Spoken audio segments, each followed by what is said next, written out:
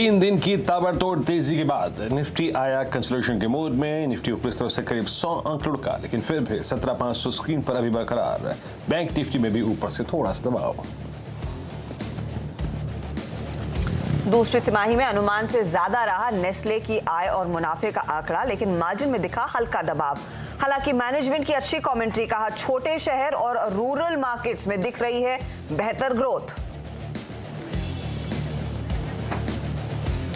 अल्ट्राटेक्सी में टिपेश के अनुमान से अच्छे नतीजे। दूसरी तिमाही में मुनाफा अनुमान से कम घटा, आय मार्जिन दोनों अनुमान से ज्यादा रहे। नतीजों के बाद शेयर करीब 2% ऊपर।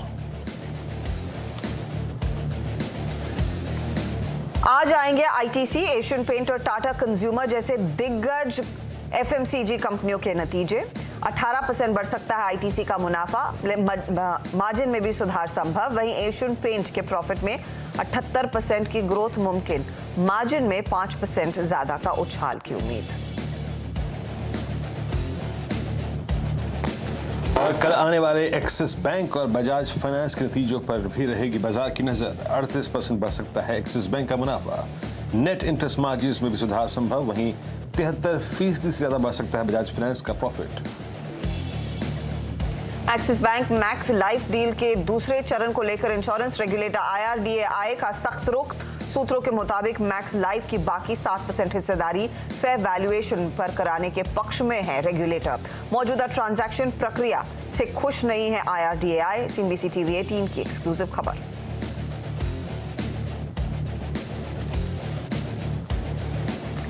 चलिए, गुड आफ्टरनून। शुरू करते हैं शो कमाई का अड्डा। और हर्षिता मेरे साथ हैं ऑफकोर्स यहाँ पर, और वीरू जुड़ रहे हैं दिल्ली स्टूडियो से। और एक बहुत इंटरेस्टिंग चीज़ जो आज दोनों वीरू और हर्षिता ने हेडलाइन में बताई कि मार्केट कंसोलिडेशन के फेज़ में रहा है, ऊपर से थोड़ी डिक्लाइन, लेकिन फिर भी 17,500 होल्ड कर रहा है। और बैंक निफ्टी में हल्की सी वीकनेस है।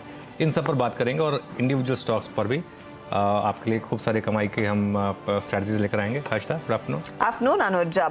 लग तो रहा है कि बाजार थोड़ी सी सांस ले रहा है, और सांस ही ले रहा है, ऐसा नहीं है कि थक गया है, क्योंकि 17,500 के स्तरों को होल्ड करने में कामयाब। और आज के दिन एक चीज खास है, जहां पर निफ्टी बैंक में आपने देखा होगा थोड़ी सी नरमी, लेकिन दूसरी तरफ अगर आप निफ्टी देखें तो ये जो अपनी चाल मजबूत करके बैठा हुआ है, इसका योगदान दिग्गज काउंटर्स की तरफ से आ रहा है। HDFC तो चमका है सुबह में, रिलायंस इंडस्ट्रीज जिसके नतीजे आएंगे फ्राइडे शाम को, ये लीडरशिप पोजीशन में है। और आपको याद होगा पिछले 2 ट्रेडिंग सेशन से रिलायंस ने धीरे धीरे करके अपना दरअसल वर्चस्व इस तेजी में बढ़ाया है।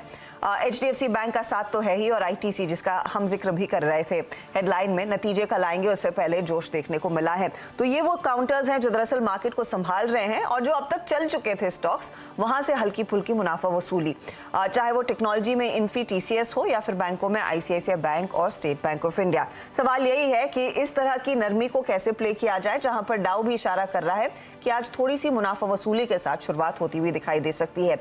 इंडिया विक्स तो अनुज पिक्चर अच्छी पोस्ट कर रहा है, क्योंकि 18 के नीचे बहुत ज्यादा कंफर्ट आता है, लेकिन हल्की मुनाफा वसूली, क्या मौका है एक बार फिर उतरने की? देखिए, अगर आप इमीडिएट ट्रेडर हैं, कल की एक्सपायरी के लिए देख रहे हैं, तो ऑब्वियसली बहुत रिस्की मामला है। लेकिन अगर आपका व्यू आगे पूरी अक्टूबर सीरीज को लेकर या नवंबर सीरीज को है, तो ये डिप है जिसमें आप बाय कर सकते हैं। बहुत सिंपल है। लेकिन आज के लिए देखिए आज क्या हुआ है। आज निफ्टी 17,500 से 17,600 के दायरे में घुमा है। सुबह 17,600 से थोड़ा ऊपर निकला था, वहां पे सेलिंग आई। 17,500 के करीब थोड़ी सी बाइंग आई थी। अब वापस एक बार हम टेस्ट कर रहे हैं 17,500, और 17,550 के आसपास करीब आपका इक्विलिब्रियम है। 17,600 की कॉल पर बहुत भारी कॉल राइटिंग है आज, और 17,500 के पुट पर भारी पुट राइटिंग है, और दोनों के जो प्रीमियम्स है वो कम हुए हैं आज। तो आज टिपिकल ऑप्शन राइटर का दिन है। वो ऑप्शन राइटर का दिन तब आता है जब एक्सपायरी से एक दिन पहले आप एक्सपेक्ट कर रहे हैं कि मार्केट शायद थोड़ा कंसोलिडेट करेगा, ना ज़्यादा गिरेगा ना ज़्यादा बढ़ेगा। तो वही मेरे ख्याल से आज मार्केट में ट्रेड हो रहा है। अब या तो आप 17,650 का ब्रेकआउट का वेट करिए, उसके बाद एक मोमेंटम में ट्रेड लीजिए, या अगर आपको 17,350 मिले तो 17,350। अब 17,350 मार्केट ने नया बेस बना लिया, यहाँ से ये जाएगा नहीं। US मार्केट में आज एक बहुत इंटरेस्टिंग चीज़ होगी कि आफ्टर आवर्स में नेटफ्लिक्स काफ़ी ऊपर था, तो नैस्डैक जो है, अब फ्यूचर्स जो भी कहें, लेकिन एक इंटरेस्टिंग डेटा होगा आज किस तरीके से बिहेव करता है। नैस्डैक को मैं आज ट्रैक करूँगा। और बैंक निफ्टी की जहाँ तक बात है हर्षिता, बैंक निफ्टी में देखिए बहुत सिंपल चीज़ है। अब अगर आपने बड़ी ट्रेड ले रखी थी तो अभी टाइम आ गया थोड़ा एक बार साइड पर हो जाएंगे, क्योंकि बहुत बड़े नंबर्स आने हैं अगले 3 दिन में। कल एक्सिस के नंबर हैं, शनिवार को कोटक और ICICI, इन तीनों का मिलाकर कुल मिलाकर वेट है बैंक निफ्टी पर 52%। तो मतलब more than half bank Nifty का रिजल्ट आ रहा है अगले 3 दिनों में। अगर आप अग्रेसिव ट्रेडर हैं तो आप प्रीएम्प्ट करेंगे, तो मैं ये कहूँगा कि सारे रिजल्ट अच्छे आने चाहिए, क्योंकि एक कोई और रीज़न नहीं है रिजल्ट खराब आने का। तीनों के तीनों एकदम अच्छी इकोनॉमी, अच्छी स्पेस में हैं और तीनों के तीनों ने अच्छे अपडेट्स दिए थे। तो मेरे ख्याल से अगर आप अग्रेसिव ट्रेडर हैं तो आप प्रीएम्प्ट करना चाहेंगे, लेकिन अगर आप कंजर्वेटिव ट्रेडर हैं तो इन तीनों के नंबर्स आने दीजिए, उसके बाद कॉल लीजिए। और एक बार जरा वो डेटा लेकर आइए, बैंक निफ्टी के ऑप्शंस डेटा, और देखिए कितनी ज़बरदस्त कॉल राइटिंग आप देख रहे हैं इसमें। काफ़ी टाइम के बाद मैंने ये कॉल राइटिंग देखी है, 40-400, 40-500, 40-600, और ये कल की एक्सपायरी की बात है। जबरदस्त कॉल राइटिंग है। इसका मतलब एक कॉल राइटर्स के अंदर बहुत टाइम के बाद एक बिलीफ आया है कि शायद अब मार्केट यहाँ पे थोड़ा कंसोलिडेट करेगा, थोड़ा सा रुकेगा। हालांकि अप ट्रेंड है, लेकिन शायद यहाँ पर एक ब्रेक ले मार्केट, और थोड़ा सा एक, जिसे कहते हैं ज़्यादा खाना खाने के बाद थोड़ा डाइजेशन, और उसके बाद दोबारा मार्केट या ज़्यादा दौड़ने के बाद अब 2 मिनट रुक जाते हैं, ज़्यादा दौड़ने के बाद हाँ 2 मिनट रुक जाते हैं, उसके बाद दोबारा आप भागना शुरू करेंगे। ये मैराथन है क्लियरली, और इस मैराथन में मुझे लग रहा है कि एक थोड़ा सा ब्रेक ले रहा है बैंक निफ्टी, लेकिन वापस ऊपर की चाल चलेगा। तो जैसे हम क्रिकेट में देखते हैं कि वाटर ब्रेक हो जाता है लंबी टेस्ट मैच में, ठीक वही हाल आज निफ्टी बैंक का शायद देखने को मिला है। लेकिन स्टॉक स्पेसिफिक तो आपको भरपूर एक्शन दिखेगा, चाहे वो दिग्गज हो या फिर आपके मिड कैप काउंटर्स। वीरो, आफ्टरनून, बताइए, जो आप ऑप्शंस का डेटा टटोलते हैं, क्या सिग्नल मिल रहा है जब आप स्टॉक्स पर नजर डालते हैं? देखिए हर्षदा, आज निफ्टी और बैंक निफ्टी की प्राइस परफॉर्मेंस में एक मेजर डिफरेंस जो था वो क्रिएट किया रिलायंस ने। और रिलायंस आज इनफैक्ट कल 20 डे एक्सपोनेंशियल एवरेज के ऊपर निकला था, आज इसने, अगर आप देखिए, उसके ऊपर ट्रेवल करना शुरू किया, और इसने एक समय 2500 के कॉल राइटर्स को चैलेंज किया, वो भी बाहर आना शुरू हो गए। अगर मैं इस वक्त डेटा समरी बताऊं आपको यहाँ पे, देखिए जब इंडिसेस थोड़ा सा आज कंसोलिडेशन के मोड में चले गए, कॉल राइटर्स हायर लेवल्स पे हावी हो गए, कल एक्सपायरी था। अगर स्टॉक्स पर झुकाव रखें हम, तो कौन कौन से स्टॉक्स अपनी जो प्रेजेंस है वो फील करा रहे हैं? Outperformance, Reliance 8.3% buildup Harshada, और स्ट्रॉन्ग मोमेंटम है रिलायंस में। 2400 का कॉल राइटर पहले एग्जिट हुआ, फिर 2460 का, फिर अब 2500 का कॉल राइटर बैकफुट पे है। ओआईरेशंस को देखिए लगभग 8.3, ह्यूज। एक्सिस बैंक उसके बाद अगर आप देखें तो यहां पर भी आज स्ट्रॉन्ग बिल्डअप है, और इसने अपने करियर की हाईएस्ट ट्रेजेक्ट्री जो करीब 30-35 रुपए की है उसमें जंप कर लिया आज। केमिकल बास्केट में 2 स्टॉक्स ने काफी स्ट्रॉन्ग वेरिएशन देखा है हर्षदा, नवीन फ्लोरीन और पीआई इंडस्ट्रीज। 9.3-3.1% बिल्डअप हुआ।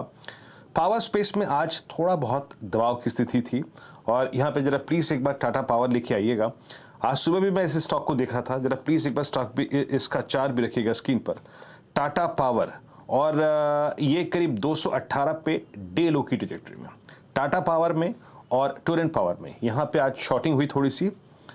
एफएमसीजी बास्केट में आज आईटीसी 10% बिल्डअप, रिजल्ट से पहले बहुत स्ट्रॉन्ग बिल्डअप, 240 के ऊपर इसने अपनी राइड शुरू कर दी, यहां पे काफी स्ट्रॉन्ग बिल्डअप हुआ है। और जुबिलेंट, मेरे ख्याल से ये ट्रेड सुबह सुबह अनुज ने पकड़ा भी था, यहां पर भी हर्षदा बहुत स्ट्रॉन्ग बिल्डअप है। आई थिंक जिस फेस्टिवल और आई थिंक जिस कहीं ना कहीं आप स्पोर्ट्स सीजन में एंटर कर रहे हैं, उससे पहले हमने जुबिलेंट में काफी स्ट्रॉन्ग एक्टिविटी देखी एफएमसीजी बास्केट में ये।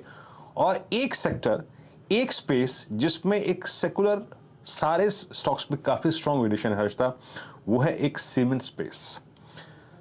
अल्ट्राटेक सीमेंट 13.1, ग्रासिम 26.8, उसके बाद एसीसी 4.1 और श्री सीमेंट करीब 4.2। तो अगर आप एक सेक्टर पूछें जिसमें सबसे स्ट्रॉन्ग लॉन्ग बिल्डअप हुआ है वो है सीमेंट। हालांकि अल्ट्राटेक सीमेंट अब सिंक हुआ है, but ITC, axis bank, Reliance individually और सीमेंट स्पेस आज स्ट्रॉन्ग ओआई अपनी तरफ खींचता हुआ हर्षदा। अल्ट्राटेक के नंबर्स आए वीरू, और उसमें एक चीज जो दिखाई दे रही है कि वॉल्यूम ग्रोथ जैसी उम्मीद थी वो इन लाइन आती हुई दिखाई दी है। नंबर्स में और प्रेशर का अनुमान था, वैसा प्रेशर नहीं देखने को मिला है। एक ही डेटा पॉइंट है कि जुलाई अगस्त में डिमांड कम थी, लेकिन वो गिवन रहता है क्योंकि लार्जली मॉनसून के चलते इस पर्टिकुलर क्वार्टर में थोड़ी बहुत नरमी आती हुई दिखाई देती है। तो इतना एक्स्ट्रॉर्डिनरीली नेगेटिव तो दिखा नहीं है स्टॉक। हाँ, मेरे ख्याल से थोड़ा सा एक, जैसे कहते हैं ना, कई बार ऐसा होता है कि इमीडिएटली रिएक्शन जो आता है वो थोड़ा सा एक, जो ऑलरेडी लोगों ने पूछी अर्निंग्स के बाद हमेशा रिएक्शन में एक चीज़ का ध्यान रखिए, उस 1 घंटे में वो रिएक्शन आता है जिसमें जो लोग हर्ड ऑन स्ट्रीट नंबर्स पे प्ले करते हैं वो बाहर निकलते हैं। तो उसके बाद अल्ट्राटेक में नॉर्मली अगले दिन बड़ा मूव आता है जी आज हाँ। तक। ये एक इंस्टीट्यूशनल स्टॉक है, इसमें लोगों को फर्क नहीं पड़ता कि 2:30 से 3:30 के बीच में, और नॉर्मली नंबर्स 2:30 बजे करीब ही आते हैं। मेरे ख्याल से कल इसमें आप एक अच्छा खासा मूव देखेंगे। एक चीज़ जो क्लियर है, मैं 4-5 गेस्ट से बात कर चुका हूँ, सबकी टॉप पिक्स में अल्ट्राटेक है, क्योंकि एक लग रहा था कि शायद सीमेंट के ओवरऑल नंबर्स खराब आएंगे, लेकिन अल्ट्राटेक के नंबर्स खराब नहीं है, मतलब जितनी उम्मीद थी उतने खराब नहीं है, और एबिटा तो एक्चुअली जो हम एक्सपेक्ट कर रहे थे उससे बेटर है। तो देखते हैं कल कैसे रिएक्ट करता है। ये नॉर्मली अगले दिन ज़्यादा अच्छे से रिएक्ट करता है, उस दिन उतना रिएक्ट नहीं करता है। और एक और डेटा पॉइंट जो अल्ट्राटेक के मैनेजमेंट शेयर भी कर रहा था कि सितंबर ऑनवर्ड्स क्लियरली पिकअप देखने को मिला है, जो एक सीजनल फैक्टर होता है कि मॉनसून के अगले महीने बाद ही सितंबर से वो पिकअप आना शुरू होता है। तो ये अल्ट्राटेक की बात हुई, इनफैक्ट पॉजिटिव टेरिटरी में आ गया है इस कमेंट्री के बीच, लेकिन दूसरे कौन से काउंटर्स हैं जो ट्रेंड कर रहे हैं इस समय, उस पर भी एक बार नजर डाल लेते हैं। और इसमें आपको दिखाई देंगे ज्यादातर दिग्गज स्टॉक्स। रिलायंस का जिक्र वीरू डिटेल में कर भी रहे थे कि 2500 की कॉल काफी ज्यादा एक्टिव हो चली है, तो वो स्टॉक आज 2% ऊपर है। इसके अलावा देखिए HDFC, क्योंकि अब NSE ने जो दरअसल सर्कुलर निकाला है जिस पर लोगों की राय मांगी जा रही है कि मर्जर डीमर्जर वाले केस में क्या ऐसा विकल्प सामने निकल कर आ सकता है कि शेयर होल्डर नॉट जब आता है उस दिन नॉर्मल प्रथा है कि जो भी कंपनी मर्जर डीमर्ज हो रही है वो इंडेक्स से बाहर हो जाती है, इसका समय थोड़ा सा और बढ़ा दिया जाए और जब वो एक्स डेट हो तब ये इंडेक्स से बाहर हो, तो कुछ और समय रहेगा ये स्टॉक दरअसल इंडेक्स में, और साथ ही फिर इवेंचुअल ये HDFC बैंक के साथ जुड़ जाएगा। तो इस डेवलपमेंट पर आज स्टॉक खुला ही मजबूत और अब भी 2.5% के गेन्स को होल्ड कर रहा है। Nestle India management commentary demand के लिहाज से बहुत ही शानदार थी। कंपनी ने क्या कहा, नतीजे तो अच्छे हैं ही। कंपनी कह रही है कि अर्बन मार्केट्स में अच्छी खासी ग्रोथ थी, वो अब भी बरकरार है, लेकिन ग्रामीण इलाकों में पिकअप नहीं देखने को मिला था। नेस्ले पहली दरअसल वो FMCG कंपनी है जो साफ कह रही है कि ग्रामीण इलाके और छोटे शहरों में डिमांड पिकअप साफ देखने को मिल रहा है। ये इनफैक्ट प्रीकर्सर रहेगा ITC जिसके कल नतीजे आएंगे, एशियन पेंट के नतीजे और साथ ही साथ टाटा कंज्यूमर। तो क्या ये कमेंट्री बाकी कंपनियां कैरी ऑन करती है, क्या उनके लिए भी एक्सपीरियंस है, वो देखना होगा। स्टॉक 2% ऊपर और PVR आज फिर करीब 3% तक के गेन्स पर ट्रेड करता हुआ दिखाई दे रहा है। मंदी की तरफ कोल इंडिया, कल इसको लेकर भरोसा बढ़ रहा था, लेकिन आज थोड़ा सा फिसड्डी हुआ है काउंटर। JSW स्टील में मुनाफा वसूली, L&T टेक सर्विसेज नतीजे अच्छे, गाइडेंस भी बढ़ा, लेकिन आज मुनाफा वसूली का शिकार बना है। और एस्ट्रल में आज देख रहे हैं हम दबाव, करीब 4.5% तक का नुकसान देखने को मिल रहा है। तो ये फिलहाल अब तक का एक्शन आपकी स्क्रीन पर। एक स्टॉक की मैं बात करूंगा हर्षता, वो है सुजलॉन। उसमें काफी वॉल्यूम के साथ ये ट्रेड कर रहा है, 17% ऊपर है, लेकिन रिटेल को एक हल्की सी वार्निंग यहाँ पर। नॉर्मली जब भी स्टॉक एक्स डेट के पास जाता है राइट्स से पहले, तो एक आप नॉर्मली इस तरीके का मूव देखते हैं, क्योंकि ताकि आप अट्रैक्टिव हो जाए कि आप राइट्स में भी अप्लाई करें।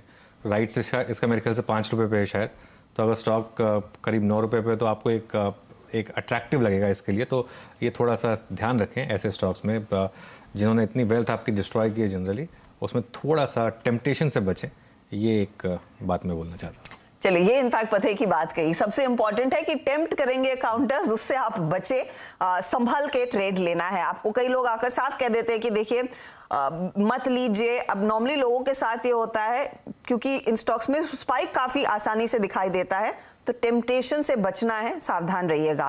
चलिए हमारे जानकारों को जोड़ना शुरू करते हैं। फंडामेंटल्स पर गौरांग शाह हमारा साथ दे रहे हैं, टेक्निकल्स पर प्रकाश काबा तैयार हैं, आज नीलेश जैन भी जुड़ चुके हैं, राहुल शर्मा और साथ ही साथ मानस जायसवाल। आगे हम बात भी करेंगे, कुछ और जानकारों को जोड़ेंगे, चंदन तापड़िया भी शो का हिस्सा बनेंगे। आप सभी का स्वागत है। पहले ट्रेड्स लेना शुरू करते हैं। राहुल शर्मा, इस मार्केट को आप कैसे अप्रोच कर रहे हैं और इस समय का सौदा क्या रहेगा? वैसे 41 पॉइंट नीचे था निफ्टी बैंक और पिछले 5 मिनटों में ये 137 से 40 पॉइंट की बढ़त दिखा रहा है। जी नमस्कार सदा जी, अनुज और वीरेंद्र जी, आप सभी को। देखिए मार्केट की बातें तो होती रहेगी, लेकिन पहले मैं ये पूछना चाहता हूँ कि क्या कोई तरीका है कॉल ऑप्शन बाय करने का CNBC आवाज के दर्शकों की लिस्ट का? देखिए जो हिसाब से अनुज जैसे दिग्गज, वीरेंद्र जैसे सटीक एनालिस्ट और अक्षदा जैसे आप जैसे लोग इस पैनल पर हैं, मुझे लगता नहीं है कि CNBC आवाज को आप कोई रोक सकता है। देखिए जो हिसाब से मार्केट का सवाल, थैंक यू, जो हिसाब से देखिए मार्केट का सेटअप है, मेरे हिसाब से बहुत ही सही आपने रीड किया। थोड़ा कंसोलिडेशन कॉल ऑफ निफ्टी में जरूर है, लेकिन अंडरटोन जो है वो काफी बुलिश है मेरे हिसाब से। डिप अगर आता है तो डिप में बाय करने की रणनीति रखें। निफ्टी में सपोर्ट लेवल्स तकरीबन 17,500 का एक आज का जो इंट्राडे में हमने डिप मारा वो है, लेकिन पोजिशनली मुझे लगता है 17,400 का लेवल पे रिस्क रिवॉर्ड लॉन्ग्स के लिए बहुत फेवरेबल रहेंगे। जहां तक स्टॉक पिकिंग की बात आती है, देखिए सबसे स्टार काउंटर निफ्टी 50 में आज है रिलायंस इंडस्ट्रीज। रिलायंस इंडस्ट्रीज में आज बहुत ही पॉजिटिव डेटा बिल्टअप है, तकरीबन 9% लॉन्ग एडिशन हुए फ्यूचर्स के अंदर। और साथ ही में स्टॉक ने 6 महीनों के अंडर परफॉर्मेंस का पहले अक्टूबर एक ऐसा पहला महीना है जहां पर डिसाइसिव मूव दिखाया है नीचे के लेवल से। ये हमारी दिवाली पिक में भी है और मुझे लगता है कि यहाँ से स्टॉक में तकरीबन 80 से 100 रुपए तक की अपसाइड इमीडिएट बेसिस में देखने को मिल सकती है। 2600 रुपए तक के टारगेट्स मुझे लगता है रिलायंस इंडस्ट्रीज में आने चाहिए। 2500 रुपए के आसपास इसे बाय करें, 2450 का स्टॉप लॉस लगाए। और मुझे लगता है कि जो खास करके आज का डेटा बिल्टअप हुआ है, ये कहीं ना कहीं इंडिकेशन दे रहा है कि यहाँ पर एक तरह से जो शिफ्ट ऑफ मोमेंटम है स्टॉक के अंदर हुआ है और ये स्टॉक मार्केट को ऊपर ले जाने, यानी निफ्टी को हमारे 17,800 के टारगेट तक ले जाने में बहुत मदद करेगा। ओके राहुल, सबसे पहले तो शुक्रिया आपका, जो आपने इतनी अच्छी बात कही, दिल खुश हुआ उससे। और आपका साथ रहेगा चैनल के साथ तो ऑब्वियसली और अच्छा रहेगा। और एक बात मैं बोलना चाहता था राहुल के लिए, मैं जो पिछले हफ्ते जो एक डेटा मैं पढ़ रहा था, जो मैंने पिछले 2 हफ्ते से हाईलाइट भी कर रहा था कि रिटेल वर्सेस एफआईआई, तो हर कोई एफआईआई डेटा के पीछे पड़ रहा था, लेकिन राहुल पहले इंसान है जिन्होंने वो जो डेटा है उसको उल्टा पढ़ा और जो एक पोजीशनिंग है उसमें एफआईआई पोजीशनिंग की बजाय रिटेल की जो पोजीशनिंग है सबसे पहले उस पर राहुल ने ध्यान दिया था। और राहुल, उसके लिए मुबारक आपको। और आप मेरे ख्याल से काफ़ी जो आपने ये मार्केट की चाल पकड़ी उसके लिए आपको मुबारक हो। तो ज़रा एक बताइए उस डेटा को पढ़कर अब क्या लग रहा है, निफ्टी लग रहा है ऑल टाइम हाई की तरफ जाएगा? अनुज, देखिए सबसे पहले तो आप इतने खास एंकर इसलिए क्योंकि आप क्रेडिट देना कभी भी नहीं भूलते। क्रेडिट में हमेशा पहले होते हैं और इसके लिए मैं आपका बहुत बहुत आभारी हूँ। देखिए जहां तक अब डेटा का सवाल है, जो ओवरऑल पोजीशनिंग है, एफआईआईज ने शॉर्ट्स काटने शुरू कर दिए हैं। तकरीबन 1.27 लाख कॉन्ट्रैक्ट शॉर्ट थे फर्स्ट वीक ऑफ अक्टूबर में और अब तकरीबन 60,000 कॉन्ट्रैक्ट शॉर्ट रह गए। मुझे लगता है कि इन शॉर्ट्स पे प्रेशर और आएगा जब निफ्टी 17,800 का लेवल निकालता है। तो ट्रेजेक्ट्री जो है वो सीधी यहाँ पर ऊपर की है। मैं बहुत ऑप्टिमिस्टिक हूँ कि 18,000 तक के लेवल हमें अक्टूबर एक्सपायरी में और 18,600 जो कि प्रीवियस ऑल टाइम हाई था, बहुत ही जल्द नवंबर में मुझे निकलता हुआ दिख रहा है। देखिए मार्केट सर्टेनिटी लव करता है और 2 नवंबर या 3 नवंबर को जो फेड मीट है उसमें सर्टन है कि 75 बिप्स आने वाला है रेट हाइक। तो जब तक सर्टेनिटी है मुझे लगता नहीं कि मार्केट यहाँ पर कोई तरह से वोलेटिलिटी वापस मार्केट में आएगी। जब तक इंडिया विक्स 20 के नीचे है, बैटिंग की पिच है, फ्रंट फुट पे रहिए, अच्छे शॉट्स के लिए अच्छे स्टॉक्स में पार्टिसिपेट कीजिए।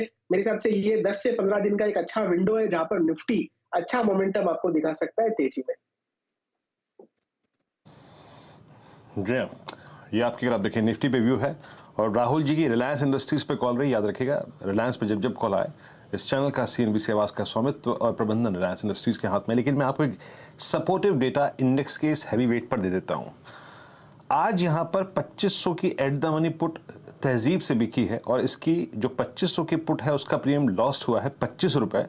1883 कॉन्ट्रैक्ट और इसका 2500 की अक्टूबर की पुट जो है अब सबसे ज़्यादा मैक्सिमम आउटस्टैंडिंग ओआई 5371 कॉन्ट्रैक्ट का होल्ड करती है। और आज इसी कॉल में करीब करीब 3400 कॉन्ट्रैक्ट जुड़े हैं और 2600 की कॉल में आज शॉर्ट स्क्यूज हुआ है। तो जिस डेटा की बात राहुल कर रहे थे वो ये है। ऑप्शन सेटअप वाकई याद रखिएगा रिलायंस का काफ़ी अच्छा है। अगेन वो डिस्क्रीम आपकी स्क्रीन पर। मानस, गुड आफ्टरनून, आपका कन्विक्शन कॉल। जी तो देखिए कन्विक्शन कॉल पीवीआर पे रहेगा क्योंकि पीवीआर ने एक हायर बॉटम बनाया। आज स्टॉक ने अपने 20 डे और 200 डे मूविंग एवरेज को एक ही दिन में ब्रीच किया। वहां पर काफी बेहतर वॉल्यूम देखने को मिले हैं। तो मेरा समझना है कि अब 1850 की तरफ स्टॉक जाने की कोशिश करेगा, इसलिए पीवीआर में करंट लेवल्स पे खरीदारी करिए। 1754 के नीचे स्टॉप लॉस रख के 1850 के टारगेट सेट करिए। और यहाँ पर आप ऑप्शन में भी ट्रेड कर सकते हैं। जो 1800 का कॉल ऑप्शन है वहां पर आप ट्रेड कर सकते हैं। उसके भाव चल रहे हैं, मैं आपको एक पीवीआर का जो 1800 का ऑप्शन है उसके प्राइस 29 के आसपास चल रहे हैं। तो वहां पर खरीदारी कर सकते हैं 19 रुपए के स्टॉप लॉस से और 50 रुपए के टारगेट एक्सपेक्ट करिए। पीवीआर पे पीवीआर पे आपकी लॉन्ग कॉल है और 1800 की कॉल आप ग्रैब कर रहे हैं। मेरे ख्याल से अगर मैं सही हूं और मेरी याददाश्त ठीक है तो ये सुबह सुबह आज सचिन का पहला क्विक सिंगल था।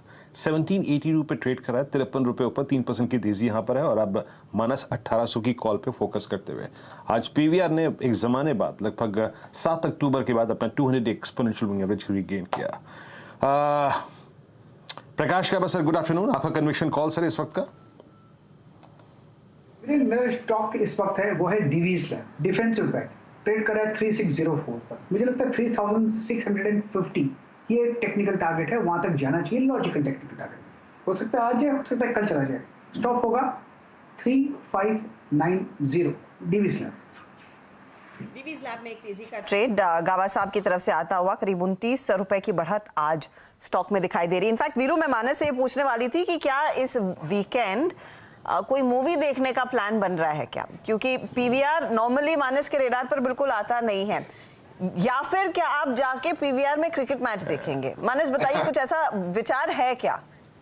नहीं, देखिए इस बार तो इस वीकेंड पे तो दिवाली की तैयारियों में बिजी रहेंगे, तो इस वीकेंड पे नहीं, लेकिन मन जरूर है क्योंकि लास्ट वीक बहुत समय के बाद, मेरे ख्याल से 2 साल या 3 साल के गैप के बाद मैंने थिएटर में मूवी देखी विक्रम वेदा। तो इस बार काफी तारीफ सुन रहे हैं कंटारा की, तो शायद उसको जाने की ख्वाहिश जरूर है, लेकिन शायद दिवाली की वजह से इस बार नहीं जा पाएंगे।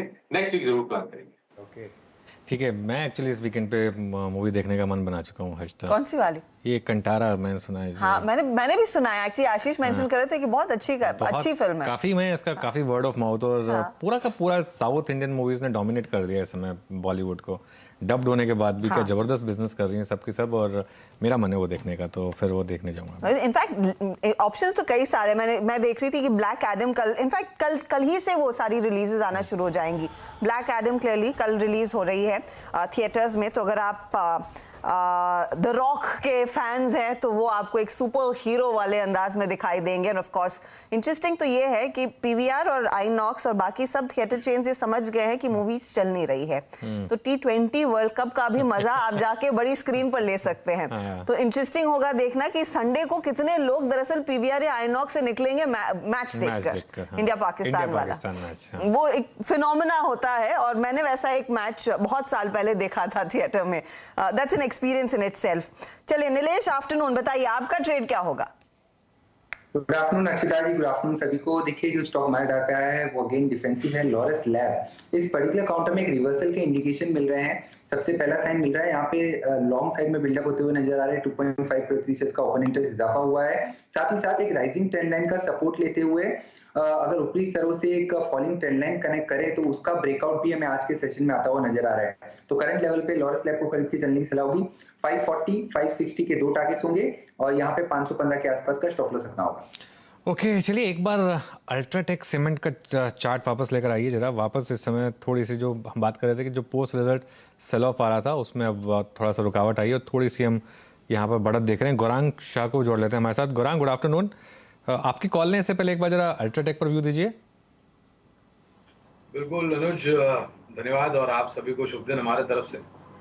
तो आपको याद होगा मेरे ख्याल से जब एसीसी के भी नंबर आए थे तो स्टॉक ऊपर चढ़ा था, आंकड़े नकारात्मक थे, थोड़े बहुत निराशाजनक थे, और आप अभी शुरुआत में जिक्र कर रहे थे कि नतीजों को लेकर के जो छोटी अवधि में लोगों ने अपनी पोजीशंस बनाई होगी वो हरकत में आ जाते हैं और उसके कारण थोड़ा बहुत ऊपर नीचे का दायरा आपको देखने मिलता है। लेकिन पूरे सीमेंट क्षेत्र पर अनुज हमें लग रहा है जियोजित में के खपत जो हमारे देश में है वो धीरे धीरे करके ऊपर जाएगी, और जिस तरीके की क्षमता, उत्पादन क्षमता जो अल्ट्राटेक के पास है, सबसे बड़ी क्षमता इसके पास है। खरीदारी की राय है अगर आपका नजरिया लंबी अवधि का है। और एक दूसरा पहलू ये भी है अनुज के रियल एस्टेट में जो सुधार आता है उसकी परछाई सीमेंट और मेटल सेक्टर पर भी पड़ती है, क्योंकि ये दोनों बहुत ही अहम रॉ मटेरियल है रियल एस्टेट सेक्टर के लिए। तो अगर आपका निवेश का नजरिया है और समय आपके पास पर्याप्त है, डेफिनेटली आप यहाँ पर खरीदारी कर सकते हैं। एसीसी, अल्ट्राटेक, अंबुजा, ग्रासिम, ये कुछ दिग्गज कंपनियां हैं अनुज, और मिड कैप में श्री सीमेंट, डालमिया भारत, रैमको सीमेंट और जेके लक्ष्मी सीमेंट। ये सूची है हमारी सीमेंट क्षेत्र पे जहां पर हम खरीदारी की राय दे रहे हैं। जी हाँ, यह आपका सीमेंट पे आउटलुक था, लेकिन इस बीच याद रखिएगा कॉनकॉर आपकी स्क्रीन पे 765। लक्ष्मण जी की खबर आज से 1 महीने पहले अगर आप देखें लैंड लाइसेंसिंग फी को रेशनलाइज करने की जो खबर आई थी, उसके बाद से ये स्टॉक अपने करियर की हाईएस्ट ट्रैजेक्टरी में था और अब वो 765 का पॉइंट यानी सितंबर 2nd वीक का हाई बाइसेक्ट करने के लिए बहुत तेजी से आगे बढ़ता हुआ। आई थिंक रेस्ट जो इन्फॉर्मेशन है या आई थिंक अपडेट जो हर्षदा देंगे, लेकिन मुझसे पहले एक टेक चेक ले लेता हूं यहां पर मानस, क्योंकि इस जोन में 765 से लेकर करीब करीब 780 के जोन में वाइल्ड शेडोज थे, वाइल्ड हायर शेडोज हैं, लेकिन इस बार बड़े कॉन्फिडेंस से उसको ब्रीच करता हुआ 767 बात करते करते आपका व्यू, अगर ये 760 के ऊपर 770 के ऊपर ट्रेड कर रहा है तो नेक्स्ट लॉजिकल टारगेट क्या होगा इसका? तो देखिए बहुत ही क्लियर कट ब्रेकआउट देखने को मिला है। कंसोलिडेशन के बाद 720 725 की रेंज को ब्रेक किया है, वहां पर वॉल्यूम देखने को मिले हैं। तो अब तो देर हो गई एक्चुअली, अगर आपने 740 45 के आसपास को स्पॉट कर लिया होता तो आप 780 की टारगेट सेट कर सकते थे, लेकिन अब यहाँ पर स्पॉट मैच नहीं करता है। 780 के फिलहाल के लिए टारगेट है और स्टॉप लॉसेस आपको थोड़े बड़े रखने पड़ेंगे 735 के, तो रिस्क के हिसाब से मैच नहीं करता है। लेकिन अगर आप ट्रेंड की बात करें तो बहुत पॉजिटिव पैटर्न है और अगर कोई गिरावट मिल जाए, अगर 780 के आने के पहले कोई गिरावट मिले और 755 50 के लेवल्स देखने को मिले तब जरूर खरीदारी करेंगे 735 के स्टॉप लॉस से 780 के टारगेट के लिए। 780 का टारगेट आप दे रहे हैं, कॉनकॉर में लेकर चलना है, तेजी की तरफ तो है, बहुत सॉलिड गेन्स देखने को मिले।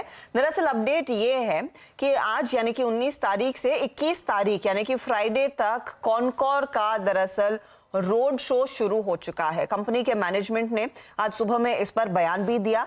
अब याद रखिएगा रोड शो में ये पूरा वर्चुअल रोड शो हो रहा है, जो भी लोग आ रहे हैं वो कॉन्फ्रेंस कॉल के जरिए ही जुड़ रहे हैं, कंपनी से बातचीत हो रही है, कंपनी अपना डेटा प्रेजेंट कर रही है। अब देखना ये है कि यहाँ पर किस तरह के बड़े प्लेयर्स आएंगे, क्योंकि मुझे याद है जब ये विनिवेश की स्टोरी बस शुरू हुई थी तब कई सारे पीई फंड्स ने इंटरेस्ट दिखाया था, वॉबर्ग का नाम था, ब्लैकस्टोन का नाम था, क्योंकि सब ने लॉजिस्टिक स्पेस में काफी ज्यादा एक्सपोजर लिया हुआ था। लेकिन अब लिस्टेड स्पेस में भी कई सारी कंपनियां जो अपने बिजनेस को बढ़ाना चाहती है और बड़े कंग्लोमरेट्स, तो देखना होगा कि कितना इंटरेस्ट आता है और कितने वैल्यू पर दरअसल वो विनिवेश होता है। और कुछ नाम है जो हर डील में एक्टिव हो जाते हैं हर्षदा, उनके भी नाम आ रहे हैं ऑब्वियसली। लेकिन ये देखिए, ये एक चीज़ मैं आपको बताऊंगा, ये लक्ष्मण जी ने स्टोरी ब्रेक की थी पिछले हफ्ते भी कि जो आखिरी की जो अड़चन थी कॉनकॉर के विनिवेश को लेकर, वो जो एलएलएफ था और जो उसको इंक्रीमेंटल एलएलएफ था उसको सॉर्ट करने के लिए अब गवर्नमेंट ने पूरा का पूरा प्रपोजल बना लिया है और अभी रोड शो हो रहे हैं। इसका मतलब अब बहुत क्लियर है मामला। तो इसके लिए CNBC आवाज़ देखिए और ऐसी पॉलिसी से जुड़ी बड़ी खबरें हम आपके लिए हमेशा समय से पहले ब्रेक करते हैं। अगर आपने पिछले हफ्ते वो लक्ष्मण की स्टोरी सुनकर अगर आपने ये स्टॉक लिया होता तो आज देखिए कि आपको जबरदस्त मुनाफा इसमें इस और F&O का स्टॉक है 6% ऊपर है, लाइफ टाइम हाई आज इसने बनाया है। तो इसके लिए पॉलिसी से रिलेटेड जितनी भी खबरें हैं उनके लिए CNBC आवाज़ इसलिए जाना जाता है और इसलिए इसके साथ रही है। जी हाँ, और इनफैक्ट लक्ष्मण से मेरी दोपहर में बात हो रही थी तो उन्होंने कहा कि अपडेट आएगा, अगर उनको थोड़ी सी भी भनक लगती है कि किससे आज बातचीत हो गई है तो वो डिटेल आगे सामने निकल कर आएगा। स्टॉक भाग रहा है। अच्छा, मानस ने तो साफ कहा कि डिप पर खरीदना है। राहुल, इसका कोई कॉल आपको लग रहा है अट्रैक्टिव है क्या, जहां पर पोजीशन खड़ी की जा सकती है? माफ कीजिए, वैसे थे कौन सा स्टॉक है? कॉनकॉर की बात करें, कंटेनर कॉर्प का हम जिक्र कर रहे हैं, जो 6% ऊपर, वायदे का टॉप ट्रेडेड स्टॉक। जी हाँ, देखिए यहाँ पर in fact at the money call options में ही करना चाहिए क्योंकि थोड़ा सा एक्सपायरी का प्रेशर जरूर रहेगा। तो जो 770 का कॉल ऑप्शन है तकरीबन 17.5-18 रुपए की रेंज में ट्रेड कर रहा है, इसे कंसीडर किया सकता है प्योरली मोमेंटम को स्कैल्प करने के लिए, क्योंकि जनरली जब स्टॉक 6-7% चल जाता है तो हम अवॉइड करते हैं, लेकिन अगर मोमेंटम में पार्टिसिपेट करना है तो इस ऑप्शन को बाय कीजिए। टाइट स्टॉप लॉस लगाइए 14 रुपए का, और मुझे लगता है कि स्टॉक के हिसाब से अगर मैं लेवल्स की बात करूँ तो 780 से लेके 790 तक के लेवल मुझे लगता है कि इस स्टॉक में देखने को मिल सकते हैं। तो इस ऑप्शन में तकरीबन आपको 25 से 28 रुपए तक के लेवल्स ऊपर में देखने को मिल सकते हैं। तो टाइट स्टॉप लॉस रखिए 14 का और 770 का कॉल ऑप्शन ले सकते हैं। 70 का आप कॉल ऑप्शन लेकर चले, स्टॉप लॉस थोड़ा सा कस के रखिएगा 14 के आसपास, 25 तक जाने की क्षमता है और खूबसूरती स्टॉक में यही है यहाँ पर जब खबर आती है तो बहुत बढ़िया तेजी देखने को मिलती है और वो तेजी आपकी स्क्रीन पर ही दिखाई दे रही है। बात करते करते 6% भाग चुका है कॉनकॉर आपके सामने। इस बीच सिंजीन आपकी स्क्रीन पर लेकर आएंगे। नतीजे आ चुके हैं कुछ ही देर पहले। एबिटा में आप देखिए 177 करोड़ का आंकड़ा पिछले साल इन्होंने पोस्ट किया था, ये 217 के पार निकलने में कामयाब रहा है। स्टॉक भाग रहा है तेजी से, 8% का उछाल आ गया। एबिटा मार्जिन हालांकि हल्का सा घटा है, करीब 80 बेसिस पॉइंट का प्रेशर देखने को मिला है। मुनाफा 102 करोड़ पर, तो नतीजे तो एकदम बढ़िया है। रेवेन्यू का आंकड़ा भी आपके सामने आएगा जो बड़ा है और 768 करोड़ के आसपास निकल कर आया। 2 दिन पहले हम बायोकॉन की बात कर रहे थे कि वहां वो स्टॉक चल क्यों नहीं रहा है, लेकिन ये सिंजीव कंपनी का बायोकॉन ग्रुप का दरअसल कोर R&D आर्म, उसमें तो बहुत फैंटास्टिक मूव है। काबा साहब, क्योंकि आप ये स्टॉक ट्रैक करते हैं, ये 7% की तेजी को आगे और भुनाया जाए या नहीं, बताइए क्या करना है? इनफैक्ट ये स्टॉक मैंने शॉर्टलिस्ट किया था, लेकिन मैंने दिया दूसरा दिवीज, लेकिन बढ़िया लगता है स्टॉक, ब्यूटीफुल स्टॉक है, बहुत बढ़िया ब्रेकआउट हो रहा है। मुझे लगता है काफी ब्रेकआउट मिल चुका है, 600 का जो टारगेट था वो अचीव भी हो चुका, लेकिन इसको थोड़ा नजरिया लंबा दें तो सिंजीन 620 तक जा सकता है। टॉप होगा 570, थोड़ा डीप है, लेकिन 620 लगेगा, उसके बाद 640 भी लगेगा, लेकिन 620 एक रीजनेबल टारगेट है। स्टॉक थोड़ा डीप है, लेकिन क्वांटिटी कम कर दें, लेकिन अब भी 620 पॉसिबल है। गौरांग, वेरी क्विक टेक नतीजों पर। नतीजे on the face of it तो बढ़िया लग रहे हैं, मार्जिन्स भी हल्के से दबाव में, ऐसा नहीं है कि बिखर गए, सिर्फ 80 बेसिस पॉइंट का प्रेशर, तो मैनेज किया है क्लियरली इन्होंने मार्जिन्स को। बिल्कुल रशीदा, और जो बैकड्रॉप ऑफ इवेंट्स हैं फार्मा सेक्टर की कंपनियों के लिए, उसको ध्यान में रखते हुए मेरे ख्याल से नतीजे काफी बेहतर आए, और मैं उम्मीद करता हूं कि सिंजीन के जो आंकड़े आए उसका थोड़ा बहुत प्रभावशाली असर आंकड़ों में बायोकॉन में भी दिखे, क्योंकि वो एक बहुत बड़ा अंडर परफॉर्मर रहा है। ना बात करते करते 8% तक के गेन्स पर आ चुका है, तो मूव तो बढ़िया है। अच्छा, निफ्टी बैंक आपकी स्क्रीन पर लेकर आते हैं। अब 162 अंकों की बढ़त 40,481 के लेवल्स देखने को मिल रहे हैं, तो मोमेंटम देखिए यहाँ पर जोर पकड़ता हुआ साफ है। अनडाउटेडली यहाँ पर तेजी बढ़ रही है। 1-2 और ट्रेड्स आपको दिखाते हैं जो जमकर बैठे हैं तेजी की तरफ। आप देखिएगा दिग्गजों में क्या हुआ है पिछले 10-15 मिनटों में। HDFC की मजबूती और बढ़ गई है। कोटक महिंद्रा बैंक अब 0.5% और जोड़ता हुआ अपने फेवर में, और ICICI बैंक 1% नीचे था, तो इसमें भी रिकवरी आई है। तो ICICI कोटक में निचले लेवल से पोजीशंस अब पिकअप हो रही है। नीलेश, कोटक का चार्ट देखेंगे, क्या ट्रेड है इस समय? बिल्कुल अस्का जी, यहाँ पे एक ट्रेड लिया जा सकता है, करंट लेवल पे ले सकते हैं। यहाँ पे ऊपरी स्तरों पर 1900 तक की अपसाइड हमें नजर आती है। आज के दिन के लोवेस्ट लेवल के आसपास का स्टॉप लॉस रखना होगा, जो कि लगभग 1850 के आसपास का है। और यहाँ पे अगर ओपन इंटरेस्ट एडिशन देखें तो लगभग 3.5% का ओपन इंटरेस्ट इजाफा भी होता हुआ नजर आ रहा है। तो अच्छा चार्ट पैटर्न है, यहाँ पे एक मोमेंटम ट्रेड 1900 तक के लिए लिया जा सकता है। कोटक महिंद्रा बैंक एक अपॉर्चुनिटी तेजी की। अच्छा, इस बीच रुपया आपकी स्क्रीन पर लेकर आते हैं। अच्छा, कुछ ही देर मैं देख रही थी, पहले 8260 पर आ गया था, लेकिन इस समय ये डे लो पर आ खड़ा है 8273 के लेवल्स पर रुपया। तो रुपए की चाल दरअसल कमजोर होती हुई दिखाई दे रही है टुवर्ड डॉलर। यहाँ पर स्थिति थोड़ी सी बिगड़ रही है, लेकिन लकीली वीरू अब तक ये रुपए की कमजोरी की आंच मार्केट पर नहीं आई है। नॉर्मली यही होता है, रुपया मजबूत कमजोर होता है तो बाजार में भी बिकवाली आना शुरू होती है। फिलहाल हम 17,530 540 के आसपास टिके हुए हैं। बिल्कुल, और आई थिंक ये इनवर्स कोरिलेशन रहा है कुछ दिनों में। अगर आप देखें पिछले डायरेक्टर साहब पिछले 4-5 दिन के FIs की सेलिंग फिगर लेके आइए, ये काफ़ी थिन हुई है हर्षिता। अगर आप देखें कल भी, हालांकि कल एक डील का आंकड़ा था, बट स्टिल सिर्फ 153 करोड़ रुपए का था सेलिंग का आंकड़ा। उससे पहले मेरे ख्याल से 353 करोड़ रुपए का।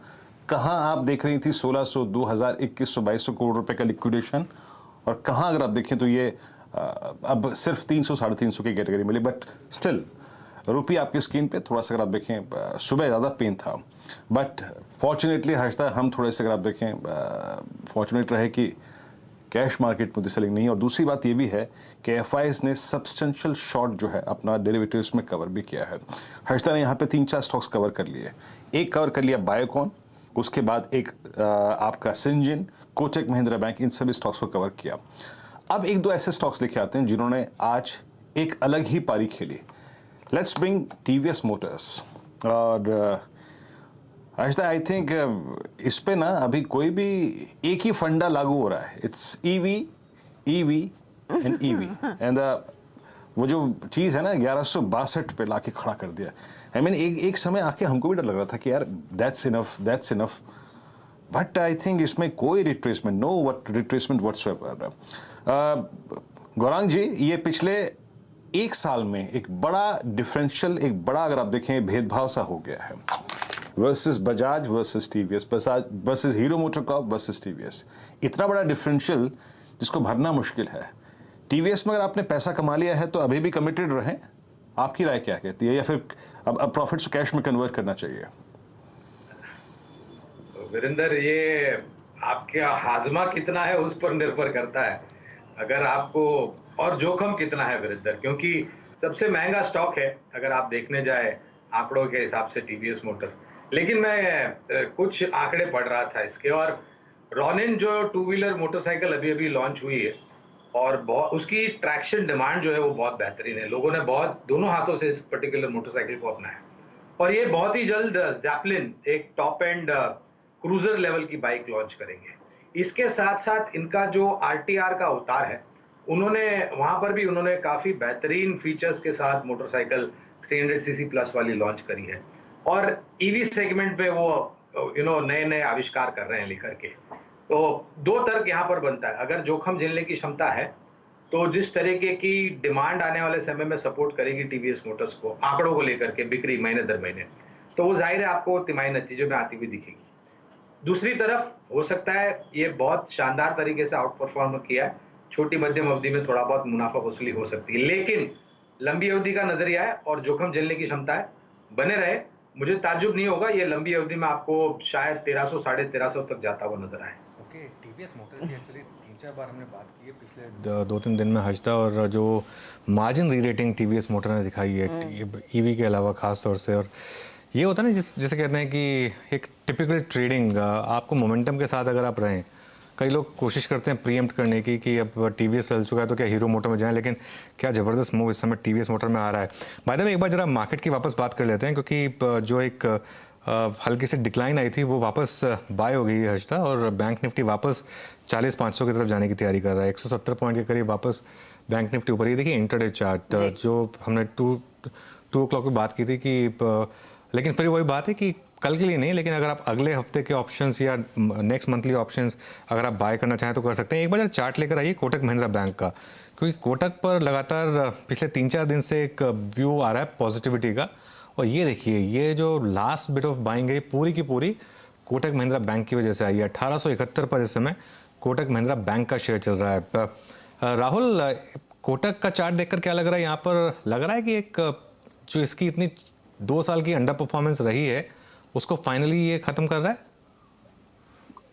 जी अनुज, डेफिनेटली काफी अंडर परफॉर्मेंस रही है कोटक बैंक के अंदर, और खास करके ये वाले मूव में जो इसके शॉर्ट टर्म मूविंग एवरेजेस है वो कट होते हुए दिखे। तो मुझे लगता है कि ओवरऑल लीडरशिप जो है वो बैंक्स में कंटिन्यू होती हुई दिख रही है, और यहाँ पर मुझे लगता है कि चुनकर जो स्टॉक्स नहीं चले उनमें रिस्क रिवॉर्ड्स बेहतर है, उनमें से कोटक महिंद्रा बैंक है।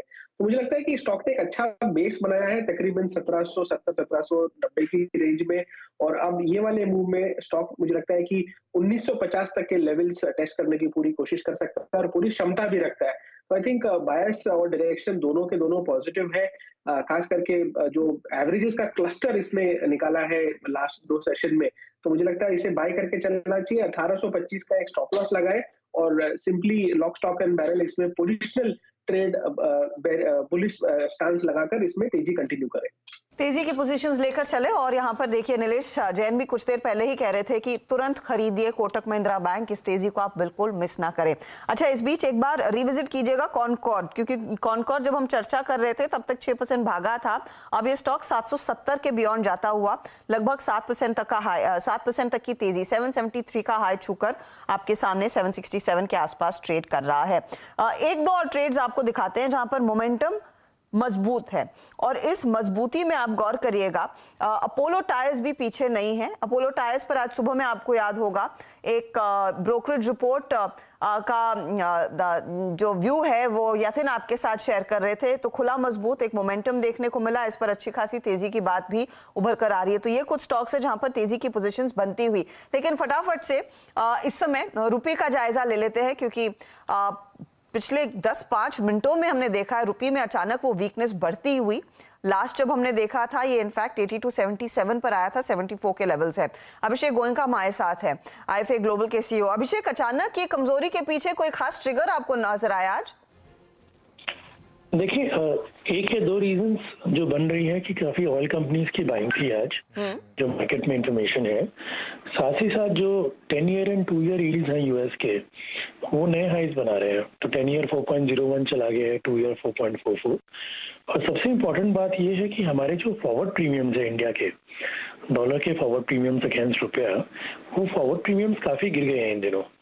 तो 11 ईयर के लो पे बैठे हैं हम, करीब करीब 2.45% है। तो फॉरवर्ड प्रीमियम लो होने के कारण क्या होती है कि इंपोर्टर की जो फॉरवर्ड पेइंग कॉस्ट है वो कम हो जाती है। तो इंपोर्टर्स एक्टिव हो जाते हैं और एक्सपोर्टर्स फॉरवर्ड में बेचना नहीं चाहते, क्योंकि 2.5% के प्रीमियम में वो कहते हैं कि भाई चलो इतनी अनसर्टन मार्केट में हम 82.5 के डॉलर को क्यों बेचें, क्योंकि सिर्फ 2.5% का 1 साल का प्रीमियम मिल रहा है, जबकि ये प्रीमियम 4-4.5% होता था। तो इन सब कारणों के कारण आई थिंक रुपया में थोड़ी मंदी इस समय दिख रही है।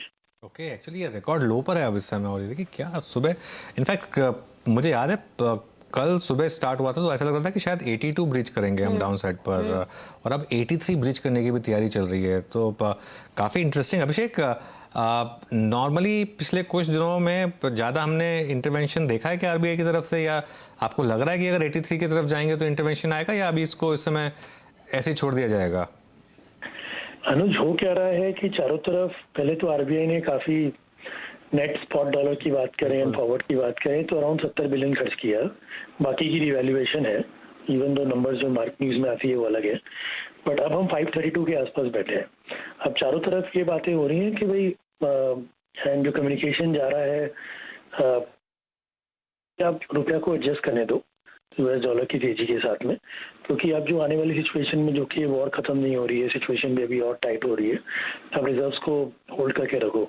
तो मेरे ख्याल से जो आरबीआई का ओवरऑल इंटरवेंशन स्ट्रैटेजी है वो धीरे धीरे खर्च करने वाली स्ट्रैटेजी हो रही है। पहले आ रहे थे खर्च करने वाले, वो नंबर अब नहीं आ रहे हैं। तो मेरे ख्याल से अब ये धीरे धीरे खर्च करेंगे। तो अगर मार्केट में मंदी है और मार्केट में अगर ऑयलर्स की बाइंग है या आउटफ्लोज है, तो ये मेरे ख्याल से बहुत ज्यादा खर्च करके रुपया को नहीं रोकेंगे। But they will definitely try to keep the volatility, जो इनकी प्रीवियस 5.5-6 डॉलर की वोलेटिलिटी है उसको मेंटेन करिए। शुक्रिया इस अपडेट के लिए अभिषेक गोयनका। बात करते करते ये इनफैक्ट फ्रेश लो पर 82.80 के लेवल्स पर इस समय रुपया डॉलर के सामने ट्रेड करता हुआ 0.5% की गिरावट मिनटों में हमने देखी है यहाँ पर रुपए में क्लियरली बनती हुई दिखाई दे रही है। इसका थोड़ा सा इम्पैक्ट आप कह सकते हैं आया, बहुत मामूली सा इनफैक्ट। 40,500 के आसपास जो निफ्टी बैंक मजबूत खड़ा था, अब 40,400 के नीचे हल्का सा स्लिप हुआ है। 76 अंकों की गिरावट है। तो निफ्टी बैंक दरअसल बेहद वॉलेटाइल हो गया है। पलक झपकते इसमें 100 पॉइंट से ज्यादा की बढ़त आई और वो पूरी तरह से अब हल्की होती हुई दिखाई दे रही है। निफ्टी हालांकि 17,500 को इस समय होल्ड पूरी तरह से कर रहा है। तो ये आपके लिए ताजा तस्वीर इस मार्केट की। अच्छा, कुछ ही देर में हम बात करने वाले हैं आईटीसी की, टाटा कंज्यूमर की, एशियन पेंट की, क्योंकि कल तीनों दिग्गज कंपनियों के नतीजे आएंगे। आशीष उसके लिए तैयार भी हो रहे हैं, उनसे बात जरूर करेंगे।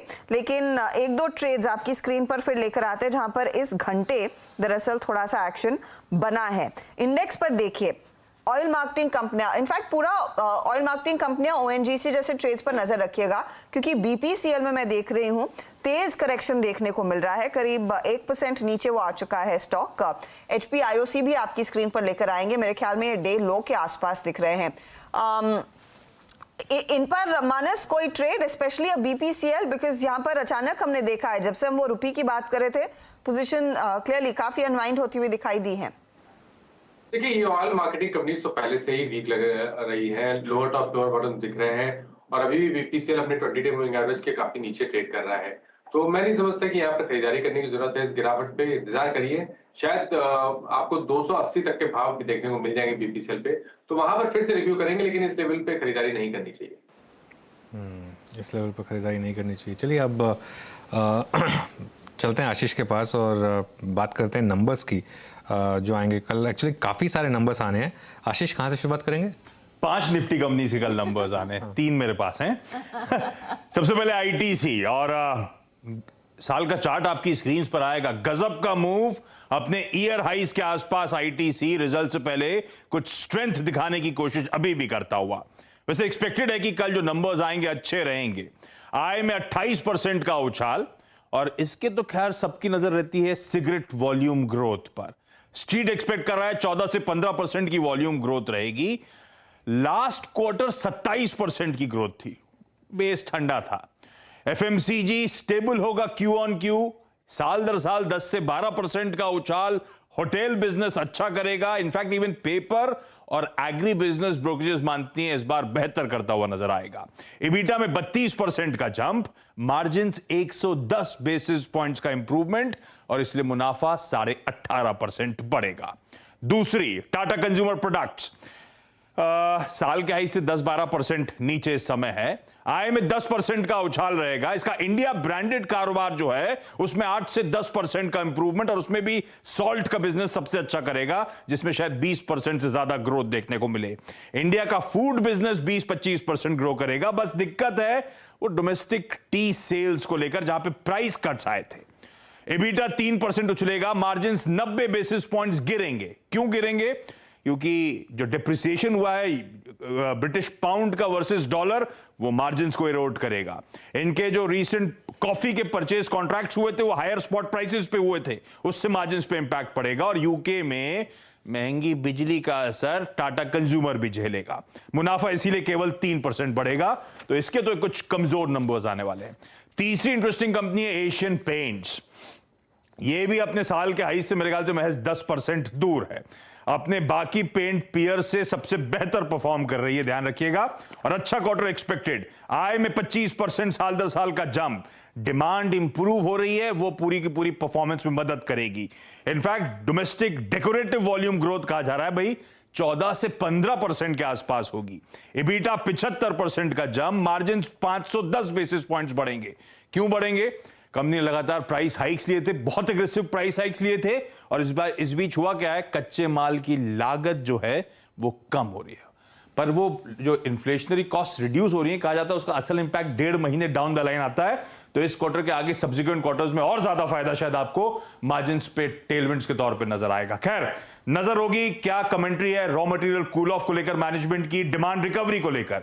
ये मार्केट शेयर गेन कर रहे थे अनऑर्गेनाइज से, ऑर्गेनाइज से भी गेन कर रहे थे। तो उस ट्रेजेक्टरी में कहां पहुंचे ये लोग, उस पे। और एक दिक्कत बस पेंट सेक्टर में जो इस पे तो नहीं पड़ी, बाकी पीयर्स पे ज्यादा पड़ी, वो कॉम्पिटिटिव इंटेंसिटी जो पेंट सेक्टर में बढ़ रही है, उसको लेकर मैनेजमेंट के व्यूज। यहां पे स्ट्रीट फोकस करेगा, पर नंबर्स इसके भी अच्छे रहने वाले हैं।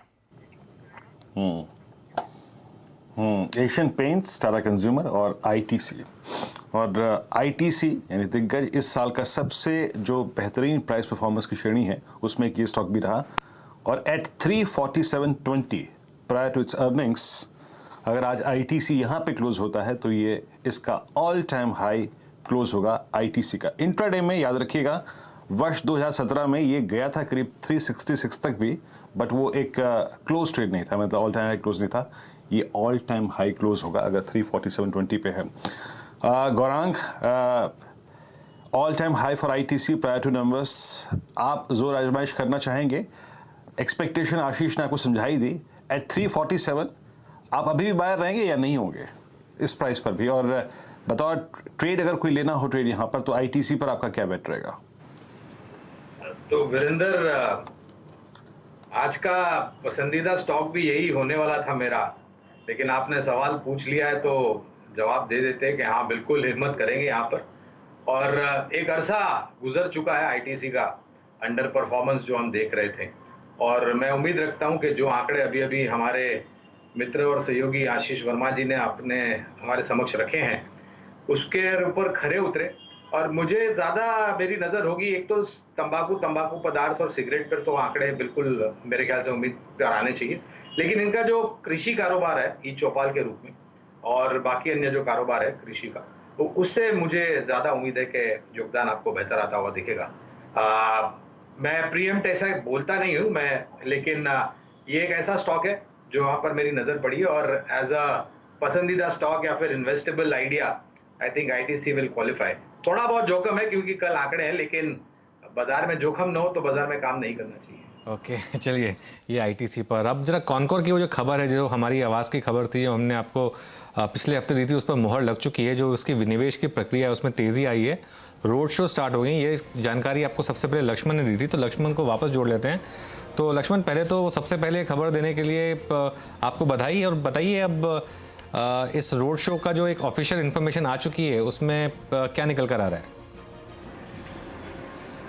बिल्कुल, बहुत बहुत धन्यवाद। और सीएनबीसी आवाज़ को जैसा कि हमने सबसे पहले बताया था, वो रोड शो कॉनकोर के डाइवेस्टमेंट के लिए शुरू हो चुका है और आज से रोड शो शुरू हुआ है। ये अगले 3 दिनों तक चलेगा, 19, 20 और 21, 3 दिनों तक ये रोड शो होने वाला है। और ये जो रोड शो है, ये खास तौर से आपको वीडियो कॉन्फ्रेंसिंग के जरिए होगा, जहाँ पे विनिवेश मंत्रालय के अधिकारी होंगे, इन्वेस्टमेंट एडवाइजर होंगे और कई सारे पोटेंशियल बीडर को इसमें इन्वाइट किया जा रहा है इस रोड शो में हिस्सा लेने के लिए। हालांकि जो चर्चा है उसके मुताबिक DP world, Adani group, Vedanta group, PSA international, gateway district park, algo logistic जैसी कंपनियां हैं, इसमें सिंगापुर के कोई इन्वेस्टर्स हैं, कनाडा के पेंशन फंड है। इस तरह के लोगों ने दिलचस्पी दिखाई थी, तो शायद इन लोगों को रोड शो में बुलाया जाएगा। और मुख्य एजेंडा यह है कि जो पहले रोड शो हुआ था उसके बाद एक बड़ी तब्दीली आई है, वो है कि सरकार ने रेलवे के लैंड लाइसेंस फी में एक बड़ी रियायत देने का फैसला लिया है। उसकी गाइडलाइन भी आ गई है। उस गाइडलाइन के बाद निवेशकों से उनका फीडबैक लिया जाएगा। अब पूछा जाए कि अब कोई दिक्कत तो आपको नहीं है, अगर दिक्कत नहीं है तो फिर आगे कदम बढ़ाया जाए और इसके लिए सरकार फिर आगे चलकर इसके लिए बोलियां मंगानी शुरू करेगी। तो बोलियां मंगाने से पहले निवेशकों की नब्ज टटोलने के लिए रोड शो की शुरुआत की गई है। चलिए, शुक्रिया लक्ष्मण, और आगे जानकारी देती रहिएगा हमको। ये सीएनबीसी आवाज़ पर, जैसे मैंने कहा, सबसे पहले आपको इन्फॉर्मेशन मिली थी और आज ऑफिशियल ये खबर आती हुई। चंदन तापरिया भी जुड़ गए हैं अब हमारे साथ। अच्छा, चंदन जी अभी आए नहीं है। एक काम करते हैं, प्रकाश जी से एक बार कॉनकोर पे टेक चेक ले लेते हैं। प्रकाश जी, जरा चार्ट देखिए कॉनकोर का, बताइए। कंटेनर कॉर्पोरेशन का जो चार्ट है बहुत ही बढ़िया चार्ट है। हायर टाइम फ्रेम बेसिस देखें तो एक कंटिन्यूएशन पैटर्न है। 780 जो रिसेंट जो जोन है वो लगता है वो पार कर लेगा। काफी हद तक वेरी गुड कंसोलिडेशन हुआ है, उसके बाद एक रिकॉर्ड मिला है 720 जोन्स पर, इसलिए 730 का कोई स्टॉप लगा चले। अब भी इसमें तेजी है और इसका नेक्स्ट लॉजिकल टेक्निकल टारगेट करीब 800 के करीब होना चाहिए, और एक बार 800 चला जाएगा तो सेटअप में बहुत अच्छी तेजी आएगी। लार्जर टर्म कंसोलिडेशन हुआ है 700 में और 2500 में, इसका मतलब कम से कम 2, 3, 4 महीने का अपमूव मिलना चाहिए। अब तो शुरू हुई है गेम कंटेनर कॉर्पोरेशन।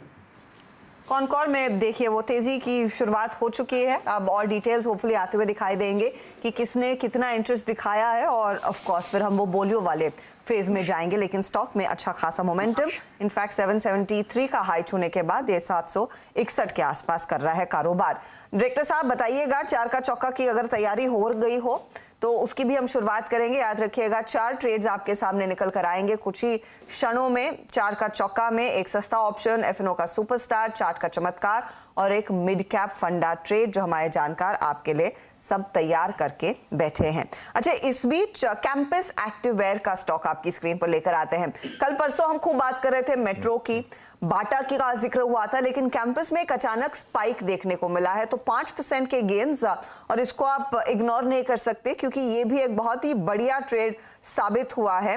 दरअसल इस पर्टिकुलर ईयर का यहाँ पर लिस्टिंग के बाद से ही काफी ज्यादा इंटरेस्ट हुआ, एथलीजर सेगमेंट में स्पेशली काफी डिमांड देखने को मिली है। कैंपस में एक प्राइस पॉइंट का भी एडवांटेज है। जी हाँ, मैं जब बात कर रहा था उत्पल से और समीर से, तो एक उत्पल जो बात हो रही, उत्पल ने मेट्रो ब्रांड्स पिक किया था, तो समीर ने कहा था कि उनको कैंपस पसंद है क्योंकि वो जो है मेट्रो काफ़ी महंगा है और प्राइस पॉइंट जो है काफ़ी महंगा है। कैंपस का प्राइस पॉइंट थोड़ा कम है, तो इसके लिए उसकी रीच ज़्यादा है, तो इसके लिए कैंपस पे भी काफ़ी लोगों ने बुलिश कॉल दिया। इनफैक्ट छोटे शहरों में आजकल नाइकी एडिडास का तो चलन था, लेकिन उसको काफी तगड़ा कंपटीशन कैंपस दे रहा है। और आप देखिए किस तरह से इन्होंने एडवर्टाइज किया है और जो design and look and feel दिया गया है, क्लियरली वो बड़ी लीग के बारे में सोच रहे हैं और उसी की तैयारी।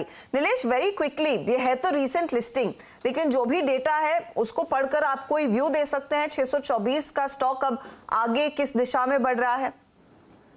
बिल्कुल अर्षदा जी, लिस्टिंग के बाद थोड़ा सा कंसोलिडेशन हमने जरूर देखा था, लेकिन पिछले 3 से 4 महीनों में एक तरफा रैली हमने अपसाइड में देखी है। एक high top and high bottom formation daily time frame पे हमें देखने को मिल रहा है और इनफैक्ट आज के सेशन में पिछले 8 से 10 ट्रेडिंग सेशन का जो कंसोलिडेशन था उसका ब्रेकआउट आता हुआ नजर आ रहा है। तो डेफिनेटली यहाँ पे कोई भी गिरावट हो तो एक बाइंग के अपॉर्चुनिटी के तौर पर लेना चाहिए। ऊपरी स्तरों पर 660 तक के टारगेट हमें देखने को मिल सकते हैं और यहाँ पे 595 के आसपास स्टॉप लॉस रखना होगा। थोड़ी सी गिरावट हो तो वहां पे रिस्क एंड रिवॉर्ड थोड़ा ज्यादा फेवरेबल होगा, बट जो ट्रेंड है वो पॉजिटिव है। कैंपस एक्टिवेट आपकी स्क्रीन पे 622 पे, it's career high for campus 622.45। अब एक काम करेंगे, देखिए अब हम 4 का चौका हमारा खास सेगमेंट है उसकी तरफ बढ़ रहे हैं। बाजार साइडवेज है, विद इन द रेंज है, कल एक्सपायरी है, थोड़ा सेलेक्टिव होकर आगे बढ़ेंगे, थोड़े ट्रेड्स बहुत ही चुनिंदा लेंगे यहाँ से। 4 का चौका और इसमें भी सस्ता ऑप्शन आएगा चंदन तापड़िया जी के सौजन्य से। चंदन, क्या ग्रिप करेंगे आप इस वक्त ऑप्शंस में? बिल्कुल वीरू, ऑप्शन में मैं मोमेंटम ट्रेड को पिक करूंगा जहां पे बाजार की गिरावट के बावजूद भी स्ट्रेंथ है और मेजर ट्रेंड पॉजिटिव है, तो इसलिए मेरा ध्यान रहेगा यहाँ पे टीवीएस मोटर पे। देखिए इस बाजार में जो सिलेक्टिव आउट परफॉर्मेंस और मोमेंटम बना है वो आईटीसी, टीवीएस मोटर, कॉनकोर, आईआरसीटीसी इन सब काउंटर में है। तो TVS motor already positive move दिखा रहा है, यहाँ पे हमारा फोकस रहेगा। 1180 की कॉल लेनी चाहिए, 17 से 18 के बीच में लें। 11 का स्टॉप लॉस, ऊपर में लगभग आपको 30 से 32 रुपए के टारगेट मिलेंगे। तो टीवीएस मोटर्स की 1180 की कॉल खरीदारी की सलाह देंगे। ओके, टीवीएस मोटर्स और 1180 यानी 1173 के स्पॉट पे अभी भी मुरीद हैं इसके इस बाजार में। 1180 की कॉल 1850 पर आपको लेनी है और अच्छा मोमेंटम के लिहाज से अगर आप देखें तो शायद इससे बेहतरीन स्टॉक आपको कोई मिले भी ना। अब चलते हैं फिर सुपरस्टार के लिए मानस जी के पास। मानस जी बताइए क्या पिक कर रहे हैं आप? देखिए एफएनओ सुपरस्टार के लिए एमसीएक्स पे ध्यान देना चाहिए, क्योंकि एमसीएक्स ने अगर हम क्लोजिंग बेस पे देखें तो फ्लैग पैटर्न का ब्रेकआउट ऑलरेडी दे दिया है। करीब 8-9 सेशन का कंसोलिडेशन देखने को मिला। उसके पहले अगर आपको याद हो तो 1150 से लेकर 1325 तक की रैली देखने को मिली थी। तो फ्लैग पोल के बाद एक फ्लैग पैटर्न और फाइनली फ्लैग पैटर्न का ब्रेकआउट हमने देख लिया है। तो एमसीएक्स पे करंट लेवल्स पे खरीदारी करेंगे। आपके स्टॉप लॉसेस रहेंगे 1310 के और ऊपर की तरफ 1410 तक के टारगेट्स आपको एमसीएक्स में देखने को मिल सकते हैं। चलिए एक बार जरा मार्केट पर नजर रख लेते हैं। एकदम से ये रुपी ने जिस तरीके से मूव दिखाया है, एक एल्गो ट्रेड प्ले हुई है शायद। बैंक निफ्टी एकदम पूरी की पूरी हवा देखिए, एकदम हर्षदा 250 पॉइंट ऊपर था बैंक निफ्टी और अब 50 पॉइंट नीचे है, तो मतलब 300 पॉइंट का डिक्लाइन आया बैंक निफ्टी में। और देखिए फिर वही बात आती है कि 300 पॉइंट का डिक्लाइन और इंटरडे में तो 400 पॉइंट का डिक्लाइन है। इसमें अगर आपके पास 100 शेयर भी हैं तो एमटीएम काफ़ी बढ़ जाता है, 40,000 का एमटीएम बढ़ जाता है। इसके लिए वो स्टॉप लॉसेस टाइट रखना बहुत ज़रूरी है। एक बार रिलायंस में इंटरडे देख लीजिए, हालांकि अभी भी ग्रीन में है, लेकिन जो पिछले 1 घंटे में रिलायंस ने भी एक्चुअली अच्छा खासा डिक्लाइन दिखाया है। ऊपर हाई के लेवल से रिलायंस फिसला है और इन्फोसिस फिसला है ऊपर के लेवल से, थोड़ा सा वहाँ पर भी डिक्लाइन देख रहे हैं आप। टाटा मोटर्स फिसला है थोड़ा सा ऊपर से। इनफैक्ट पूरा का पूरा आईटी पैक, इन्फोसिस, टीसीएस, इसमें आप थोड़ी सी एक डिक्लाइन देख रहे हैं, तो ये क्लियरली विजिबल है। चलिए अब आगे चलते हैं 4 का चौका में और चार्ट का चमत्कार नीलेश जैन के पास चलते हैं। नीलेश जी। बिल्कुल अनुज जी, देखिए जो स्टॉक हमारे रात पे चार्ट के चमत्कार में आया है वो एक कैश काउंटर, जिस हिसाब से ऊपरी स्तरों से हमें थोड़ा सा दबाव देखने को मिल रहा है निफ्टी में। कहीं ना कहीं ब्रॉडर मार्केट्स में थोड़ा सा बेटर परफॉर्मेंस हम यहाँ पे एक्सपेक्ट करके चलते हैं। स्टॉक स्पेसिफिक एक्शन हमें देखने को मिलेगा। अल कार्गो लॉजिस्टिक ये एक काउंटर है जहाँ पे एक सिमेट्रिकल ट्रायंगल फॉर्मेशन का हमें ब्रेकआउट देखने को मिल रहा है। इनफैक्ट ऊपरी स्तरों से गिरावट होने के बावजूद यहाँ पे सस्टेन कर रहा है इस ब्रेकआउट के लेवल को। तो करंट लेवल पे अल कार्गो लॉजिस्टिक 425 के आसपास इसे खरीद के चल सकते हैं। 414 के आसपास का स्टॉप लॉस रखना होगा एंड ऊपरी स्तरों पर 450 से लेके 470 तक की अपसाइड देखने को मिल सकती है। इमीडिएट टारगेट 450 को ध्यान में रखना होगा एंड 414 के आसपास का स्टॉप लॉस होगा। ओके, तो ऑल कार्गो लॉजिस्टिक्स ये है फिलहाल वो चार्ट का चमत्कार वाला ट्रेड जहां पर एक अच्छा खासा मोमेंटम। इनफैक्ट आज सुबह में मैं नोटिस कर रही थी खिलाड़ी नंबर 1 में सभी जानकारों के रेडार पर लॉजिस्टिक्स कंपनियां ही थी और इत्तेफाक से हम कुछ देर पहले कॉनकॉर के विनिवेश की भी बात कर रहे थे। तो ये आज सेक्टर है जो रेडार पर आया है। गौरांग आपकी बारी, मिड कैप फंडा। तो हर्षदा, सीसीएल प्रोडक्ट्स ये कंपनी को चुना है हमने और पिछली बार जब नजर पड़ी थी तो करीबन 480 के आसपास कामकाज कर रहा था ये। और जिस तरीके से एफएमसीजी क्षेत्र में हमें उम्मीद है खपत को लेकर के आगे बढ़ोतरी होगी, तो ये एक बेहतरीन विकल्प होगा अगर किसी का नजरिया मध्यम या लंबी अवधि का है, तो CCL products will be a better choice. CCL product, चलिए एक बार वापस रुपये देख लेते हैं।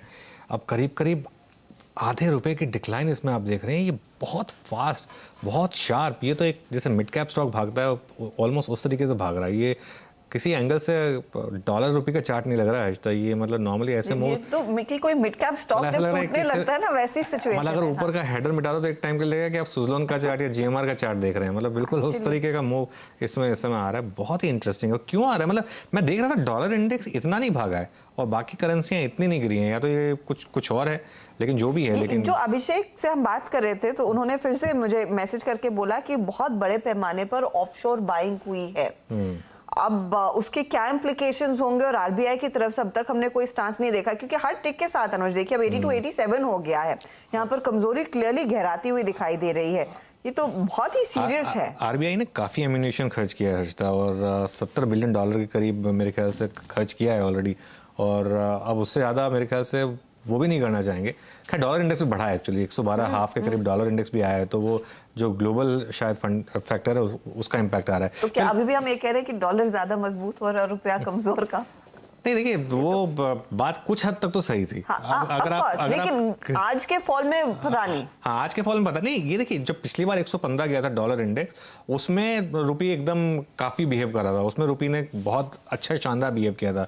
ये जो लास्ट वाला मूव आया, जो रुपी का ऑल टाइम लो पर आया, इसमें रुपी ने वो जो अपनी आउट परफॉर्मेंस थी वो थोड़ी सी गंवाई है, तो वो थोड़ा सा आपको देखना होगा। लेकिन इसमें कोई शक नहीं है कि ये पूरी की पूरी ग्लोबल डॉलर स्ट्रेंथ है, जिसमें हम भी पार्ट हैं, और हालांकि हमारी करेंसी रिलेटिवली अभी भी काफ़ी करेंसियों से स्ट्रांग है। चलिए सुमित के पास चलते हैं। बाकी के जो दो नंबर्स आ रहे हैं सुमित उनको ट्रैक कर रहे हैं फाइनेंशियल स्पेस से, और उसके बाद देवेन चौकसी को जोड़ेंगे। सुमित देखिए, पहले तो बजाज फाइनेंस के नंबर, क्योंकि कुछ हद तक बजाज फाइनेंस ने अपने नंबर्स के अंदर Q2 के डिटेल्स के अंदर बहुत सारी डिटेल ऑलरेडी मेंशन कर देते हैं, तो उसी को ही कैरी फॉरवर्ड करते हैं। सबसे पहले तो कंपनी ने जो दूसरी तिमाही के नंबर से दूसरी तिमाही का अपडेट दिया था, उसमें Q-on-Q बेसिस पे और YoY बेसिस पर ये बात मेंशन की थी कि न्यू लोन्स की जो ग्रोथ है वो बेस्ट रहेगी 11 क्वार्टर्स के अंदर। एनआई फ्रंट पर 5,762 करोड़ का आंकड़ा, मुनाफे फ्रंट पे 2570 करोड़ रुपए, 73% की ग्रोथ यहां रहने का अनुमान इस तिमाही के अंदर लगाया जा रहा है। इस तिमाही में जो Q-on-Q ग्रोथ है, कस्टमर बेस करीब करीब 6.29 करोड़ के आसपास है। YoY बेसिस पे 19% की बढ़त और Q-on-Q 11.5% के आसपास की बढ़त यहां देखने को मिल सकती है। न्यू लोन्स का ट्रेंड ये थोड़ा सा सबड्यूड साइड पे आप तिमाही में देख सकते हैं कि पिछली बार एक काफी बड़ा बेस था, तो उसके सामने बेस आएगा, तो रफली 8.25% के आसपास का डिक्लाइन यहां पर आने का अनुमान इस तिमाही के अंदर लगाया जा रहा है। AUM की ग्रोथ 30% YoY और 7% Q-on-Q बेसिस पर बढ़ने का अनुमान इस क्वार्टर के अंदर बाजार लगाकर चल रहा है, तो करीब करीब 30% ग्रोथ, 28.3% और 3.5% के आसपास की सीक्वेंशियल बेसिस पे यहाँ पे ग्रोथ रहेगी। क्रूशियल रहेगा इनका सेकंड हाफ का पार्ट, क्योंकि अब यहाँ से फेस्टिवल शुरू होता है, डिमांड अच्छी होती है, तो सेकंड हाफ इनके लिए ज्यादा बेटर रहता है। NIM की सिचुएशन और गोइंग फॉरवर्ड कमेंट्री क्या रहती है, ये क्रूशियल रहेगा, तो उसके ऊपर आप नजर रखेंगे। दूसरा नंबर है एक्सिस बैंक के नंबर, और एक्सिस बैंक के केस में HDFC के नंबर्स आ चुके हैं, इंडसइंड के नंबर्स, और उसके बाद अब एक्सिस बैंक के नंबर है। 9,780 करोड़ ये NII का आंकड़ा है, 24% के आसपास की ग्रोथ इस तिमाही के अंदर लगाया जा रहा है अनुमान, और करीब करीब 4,344 करोड़ रुपए का एक आंकड़ा रह सकता है। मुनाफे फ्रंट पर 39% की बढ़त यहां पर भी देखने को मिल सकती है। करीब करीब 23.8% के आसपास NII ग्रोथ रहने का अनुमान है, जो कि 29 क्वार्टर में सबसे बेटर है। इनकी जो NIM की सिचुएशन है 3.71%, चाहे HDFC बैंक हो या फिर इंडसइंड बैंक हो, मोर सब में स्लाइटली डिक्लाइन था, लेकिन एक्सिस बैंक के केस में NIMs थोड़े से बेटर साइड पे आने का अनुमान बाजार लगाकर चल रहा है। ग्रॉस NPA फ्रंट पे ये थोड़ा बढ़ने का आंकड़ा है, लेकिन 20 बेसिस पॉइंट के आसपास की बढ़त है, और नेट NPA फ्रंट पर भी स्लाइटली बढ़त रहने का अनुमान इस तिमाही के अंदर बाजार लगाकर चल रहा है। करीब 0.64% के आसपास का आंकड़ा 0.73% से स्लाइटली गिर के, माफ कीजिएगा, ग्रॉस NPA में बढ़त का अनुमान लगा के बाजार चल रहा है। यहां पर भी इनके जो स्लिपेजेस का फिगर है करीब करीब 4,000 करोड़, 3,600 करोड़ के सामने इंडसइंड के केस में गिरने का अनुमान था, एक्सिस के केस में बढ़ने का अनुमान बाजार लगाकर चल रहा है। ये आंकड़े में बड़ा फेरबदल हुआ तो बाजार रिएक्ट करेगा, वैसे भी शेयर में हाल फिलहाल में एक बड़ा मूव आ चुका है, देखते हैं किस हद तक बाजार ने डिस्काउंट करके रखा है नंबर्स को। ओके सुमित, शुक्रिया इस जानकारी के लिए। तो ये कुछ नंबर्स हैं। अब हमारे साथ जुड़ गए हैं बिग मार्केट वॉइस में KR चौकसी के देवेन चौकसी। देवेन गुड आफ्टरनून, शुक्रिया आपका CNBC आवाज़ के साथ जुड़ने के लिए, और मेरे ख्याल से इस चैनल पर मेरा ये पहला इंटरेक्शन आपके साथ, तो उसके लिए शुक्रिया। कैसे देख रहे हैं आप बाज़ार को इस समय, जो इतनी स्ट्रेंथ इंडियन मार्केट ने दिखाई है और जो इतनी लोकल बाइंग हमने देखी है, जो पूरी की पूरी एफआई सेलिंग को पूरा कॉम्पनसेट कर रही है, कैसे देख रहे हैं आप? अनुज, आई थिंक गुड आफ्टरनून, शुक्रिया मुझे आपके CNBC आवाज के शो के अंदर शामिल करने के लिए। ओवरऑल आई थिंक जिस हिसाब से हम देखने जा रहे हैं उसके अंदर जो एफआई की तरफ से जो हेज फंड या ETF का जो सेलिंग था, वो सेलिंग के अंदर काफी हद तक आई थिंक जो आउटफ्लो निकलना था वो निकल चुका है, ऐसा मेरा मानना है। I think now there are no major sellers as far as I think the ETFs are concerned at this point of time. That is what we gather the information. तो if ये सिचुएशन चालू रहती है तो मैं ऐसा समझता हूँ कि अगले समय के अंदर शायद आई थिंक सेलिंग का प्रेशर कम होने से आई थिंक यहाँ पे जो डोमेस्टिक बाइंग की जो प्रक्रिया है वो शायद ज्यादा एक्टिव हो जाएगी। और एट द सेम टाइम काफी हद तक मैं देख रहा हूँ कि many companies are basically have corrected on the price and the valuation, and at the same time the fundamentals are remaining relatively stronger than what probably people were apprehensive about. So all put together मेरा ऐसा मानना है कि I think domestic fund flow will continue to support the market, and I would be probably looking at some of the mainline counters, say for example TCS and Infosys in IT, or even for that matter the leadership counters in the mid-tier IT companies. I think they would probably start attracting the larger amount of buying in the coming time. That is what I would probably expect, because I think clearly I think these funds are talking about buying some of the good quality companies at dips at lower levels. Good quality stocks में low levels पर खरीदारी हो रही है। लेकिन Deven, considering हम एक festive mood में हैं और मार्केट ने इनफैक्ट इन फेस्टिविटीज का साथ दिया है, कंसिडरिंग हम वो 17,500 के आसपास निफ्टी में एक ट्रेड कर रहे हैं, निफ्टी बैंक में भी एक अच्छा खासा मोमेंटम। क्या उम्मीद है कि पोस्ट दिवाली ये रन दरअसल तेजी का और खरीदारी का पार्टिसिपेशन बढ़ता हुआ दिखाई देगा? क्या आपको कुछ सिग्नल्स मिल रहे हैं कि इस बारी एक नए हाई की तरफ मार्केट बढ़ सकता है? तो हर्षदा, मुझे मालूम नहीं कि पोस्ट दिवाली इमीडिएटली ये प्रक्रिया शुरू हो जाएगी, बट जहां तक मैं मार्केट को समझ रहा हूँ 2023 और 2024 2 साल के अंदर मार्केट के अंदर एक अपसाइड बड़ी आने की संभावना है। Reasons can be any and reasons can be many actually I think upside to come, but I think more importantly Indian economy के हिसाब से देखा जाए और इंडियन कंपनीज के परफॉर्मेंस के हिसाब से देखा जाए तो बैंकिंग क्षेत्र जो है वो एक इंडिकेशन दे रहा है कि करीबन 20% के आसपास क्रेडिट ग्रोथ आगे बढ़ रहा है। इवन आई थिंक जो इन्वेस्टमेंट सेक्टर की तरफ देखे तो इंश्योरेंस सेक्टर दिखा रहा है कि आई थिंक 20% के ऊपर न्यू बिजनेस प्रीमियम का ग्रोथ हमें दिख रहा है।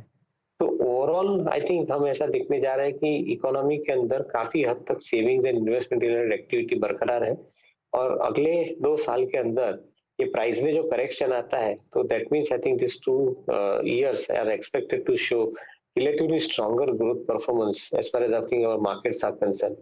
I would rather think that I think suppose the larger companies जो प्राइस करेक्शन के साथ में मिलती है तो उसके अंदर 20-25% का अपसाइड आने का काफी अच्छा अवकाश है और काफी अच्छा पॉसिबिलिटी है। तो maybe I think the likes of Reliance, likes of TCS, Infosys, or even for that matter, even though there is a hanging cloud on HDFC Bank, but still I would think that I think these are some of the counters which are looking reasonably good at current levels to add them into portfolio, considering next 2 years looking I think extremely positive for some of these businesses and the stock prices thereafter.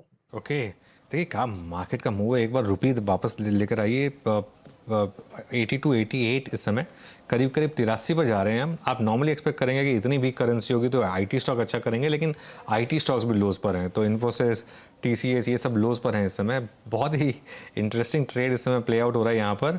Deven, इसको कैसे देखते हैं आप? ये जो large cap IT stocks हैं, यहाँ पर एक डिबेट बनी हुई है कि जो करेक्शन होनी थी, एक्सेसेस निकलने थे, वो निकल चुके हैं या अभी और बाकी है यहाँ पर? इन्फोसिस, HCL टेक, क्या व्यू होगा आपका यहाँ पर? अनुज, काफी हद तक करेक्शन हो चुका है प्राइस के अंदर, including from the valuation point of view also देखें तो I think valuations have become fairly attractive in some of the larger names, the leaders name. So from that point of view मैं ऐसा मानता हूँ कि overall जो कारोबार है ये IT कंपनीज का पर्टिकुलरली उनके लिए एक आगे का समय बहुत अच्छा जा रहा है। On the contrary I believe that I think most of the global organisations will require IT as a service, and I think not as a only the capital expenditure item for creating the projects. Most of these particular companies, which are basically providing the platforms, they would be operating on services and subscription-based revenues year after.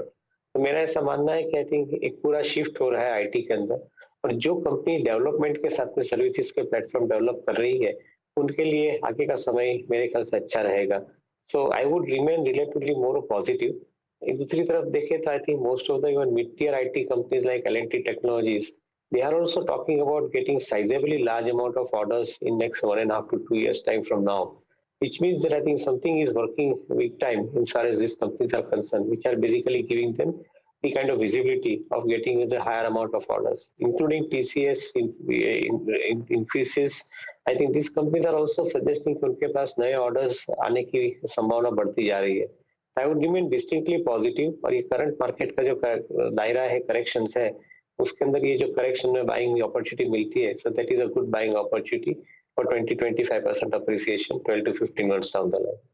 Deven, particularly rupee की जो weakness देखने को मिली, अब देखिए बात करते करते हम 80 to 90 पर आ गए हैं, 95 इनफैक्ट ऑन द स्क्रीन. तो ये सिचुएशन सिर्फ 5 पैसे दूर वो 83 के लेवल से, और ये अचानक हमने देखा है बहुत ही गहरा क्रैक आज के सत्र में. Does this make you nervous at all, क्योंकि ये नॉर्मल मूव नहीं है रुपी का? एब्सोल्युटली, आई थिंक ये नॉर्मल मूव नहीं है. और आप रुपी की मूवमेंट दूसरी करेंसी के सामने देखें, पाउंड के सामने देखें, यूरो के सामने देखें, जापानीज येन के सामने देखें, तो रुपी घटा नहीं है, rupee on the country stronger हुआ है. दैट मींस कि overall I think economic condition is suggesting that I think rupee is not likely to go down in hurry. The dollar index के हिसाब से रुपया घट रहा है, तो I think that is little bit I think a concern. At the same time I think मैं मानता हूँ कि लंबा समय तक ये दायरा चालन नहीं रहेगा, because I think the dollar index का मजबूत होना ये कोई इमीडिएट कोई पॉजिटिव कारण मुझे नहीं दिख रहा है. On the contrary I think because of the tightening condition, because of the rate hike condition, जो करेंसी डॉलर के अंदर वापस शिफ्ट हो रही है उसके हिसाब से डॉलर इंडेक्स मजबूत हो रहा है. कितना समय तक ये जर्नी चालू रहेगी ये कहना मुश्किल है, बट मैं इससे नर्वस नहीं होता हूँ. But I feel that I think this particular rally in the dollar index I think is unlikely to sustain, and maybe I think we'll have to wait and see how exactly it punches hereafter. Currency market की ओर से जो बयान आ रहे हैं इस समय, ये actually बहुत ही अनयूजुअल है. पिछले दिनों में इस तरह का मूव, इतना गहरा फॉल तो नहीं देखने को मिला है जो 60 पैसे एक ही दिन में टूट रहे हैं. दूसरी तरफ मार्केट लिक्विडिटी उतनी ज्यादा पिकअप हुई नहीं थी, तो थिन वॉल्यूम्स पर इस तरह का क्रैक आता हुआ दिखाई दिया है. साथ ही साथ बाकी क्रॉस करेंसी स्टेबल है. तो आई एम रियली क्यूरियस कि आरबीआई ने किस तरह का स्टांस यहाँ पर अब लेंगे इस तरह के देखिए 80 to 83 की बात कर रहे थे, इवन 83 से 95 भी बहुत शार्प मूव है. वो एकदम से टिक बाय टिक, जिस तरीके से मैं करेंसी मार्केट के कुछ ऑप्शंस आंकड़े देख रहा था, क्योंकि वहां पर भी वीकली ऑप्शंस एक्सपायरी काफी जबरदस्त होती है आजकल. तो वो फ्राइडे को है 83 की जो कॉल थी हर्षता, वो सुबह करीब 1 पैसे या 2 पैसे पर ट्रेड कर रही थी. अभी वो 17 पैसे पहुंच गई है, क्योंकि एकदम से इतना जबरदस्त इसमें मूव आया है. किसी ने एंटिसिपेट नहीं किया होगा कि इस तरीके का मूव आएगा. और मेरे ख्याल से मैंने भी 3-4 लोगों से पता किया, अभी तक मुझे कोई फॉर्म जवाब नहीं मिला. सब लोग ये कह रहे हैं कि देखते आरबीआई का स्टांस क्या है, बहुत अनयूजुअल है, हम भी समझने की कोशिश कर रहे हैं. सब शॉक्ड है. जैसे मैं कह रहा था, ये रुपी का चार्ट दिख ही नहीं रहा है. इसमें से अगर आप हेडर हटा देंगे तो ऐसा लगेगा कि कोई मिड कैप स्टॉक है जो एकदम से कोई न्यूज आई है, कुछ आया, वो एकदम से इतनी तेज मूव आगे रिएक्ट कर रहे हैं. चलिए देवेन, तो ये तो हो गई थोड़े बहुत बड़े स्टॉक्स की बात. मिड कैप और स्मॉल कैप स्पेस में आपको क्या पसंद है, क्या आप इस समय रेकमेंड कर रहे हैं? तो अनुज, आई थिंक थोड़े जो स्टॉक्स के अंदर कॉन्फिडेंस ज्यादा है उसके अंदर आईटी कंपनी से तो सबसे पहले हम लोग रखते हैं. जैसे मैंने अगले भी बताया कि LTTS, LTIS, माइंडट्री ये एक अच्छी अपॉर्चुनिटी दे रहा है. शायद करेक्शंस के साथ में जो टाटा एलेक्सी का दाम घटते हैं तो वो भी एक आई थिंक एक अच्छी अपॉर्चुनिटी बननी चाहिए, क्योंकि तीनों वर्टिकल के अंदर ओवरऑल ग्रोथ मैं ऐसा समझ रहा हूँ कि आई थिंक बरकरार है. maybe I think in one particular quarter, if they have taken decision to basically I think recruit more number of people and absorb higher amount of cost. और दूसरा करेंसी जो पाउंड के सामने और euro के सामने करेंसी जो रुपये की अप्रिशिएट हुई है, रुपये अप्रिशिएट हुआ है, तो उसके हिसाब से जो थोड़ा पीएनएल में नेगेटिव इम्पैक्ट आया है उसको बात करते हैं तो मेरे ख्याल से ओवरऑल अपॉर्चुनिटी टाटा एलेक्सी के अंदर काफी हद तक स्ट्रांग होनी चाहिए. इफ दिस करेक्शन डीपन्स और थोड़े लंबे करेक्शन में ये स्टॉक मिलता है तो ये definitely it will be a good opportunity. So एक साइड पे मिड टियर आईटी कंपनीज का ध्यान रखते हैं, दूसरी तरफ ध्यान रखते हैं ये कंपनीज जहाँ पे 5G नेटवर्क्स के साथ में उनका कारोबार जुड़ा है, और to certain extent I think defence के अंदर भी इनका कारोबार जुड़ा है। उसके अंदर एक या दो कंपनी मुझे अच्छी लग रही है, उसके अंदर एक स्टरलाइट टेक्नोलॉजी है और दूसरी एक हिमाचल फ्यूचरिस्टिक है। इन दोनों कंपनी के अंदर I think order book position strong होती जा रही है, और at the same time previous समय के अंदर जो बैलेंस शीट इश्यूज थे particular in Sterlite technology, I think that those issues are getting out of the way. तो मैं ऐसा मानता हूँ कि I think one will have to look at this company from next 1.5 years or 3 years point of view for execution purpose. They are having strong order book, execution अच्छा बनता है। I think some of this companies can really give relatively better performance going forward. Technology जैसे trades में एक मौका जरूर रहेगा, लेकिन देवेन बुलिश है बिग बॉयज पर, रिलायंस इंडस्ट्रीज और ऑफ कोर्स टेक्नोलॉजी कंपनियों की वो बात भी कर रहे थे। देवेन बहुत बहुत शुक्रिया हमारे लिए समय निकालने के लिए, एंड आपसे आगे ऑफ कोर्स बातचीत जारी रखेंगे। लेकिन मार्केट पर एक बार फिर से लौटते हैं, और भारतीय बाजार थोड़ी सी संभलने की कोशिश कर ही रहे थे। 17,500 का साथ कुछ समय के लिए तोड़ा, लेकिन फिर से स्टेबल होता हुआ इंडेक्स 22 पॉइंट ऊपर इस समय। निफ्टी बैंक जो फिर से नेगेटिव टेरिटरी में शार्प गिरावट दिखा रहा था, ये 45 पॉइंट संभला है, लेकिन जो संभल नहीं रहा है वीरू वो है भारतीय रुपया, और आज की कमजोरी शायद पिछले एक महीने का सबसे बड़ा फॉल रहेगा रुपये के लिए। जी बिल्कुल बिल्कुल, अनु सही कह रहे थे कि it's moving like a mid cap. इसे कहते हैं हॉरर शो हर्षदा, दूसरे शब्दों में कहें तो इसे कहते हैं फॉरेक्स मार्केट में रुपये का आज का हॉरर शो। खैर इस हॉरर शो से बाहर निकलते हैं थोड़ा सा और देखते हैं एग्जैक्टली डाउ फ्यूचर्स की प्लेसमेंट क्या है। डाउ फ्यूचर्स याद रखिएगा इस वक्त आपकी स्क्रीन पे करीब 50 पॉइंट प्लस है। मैं दरअसल एक भूमिका बांध रहा था कि BTST ट्रेड्स जो हैं या फिर मोमेंटम कॉल्स जो हैं वो कैसे लिए जाएं, किस दिशा में लिए जाएं।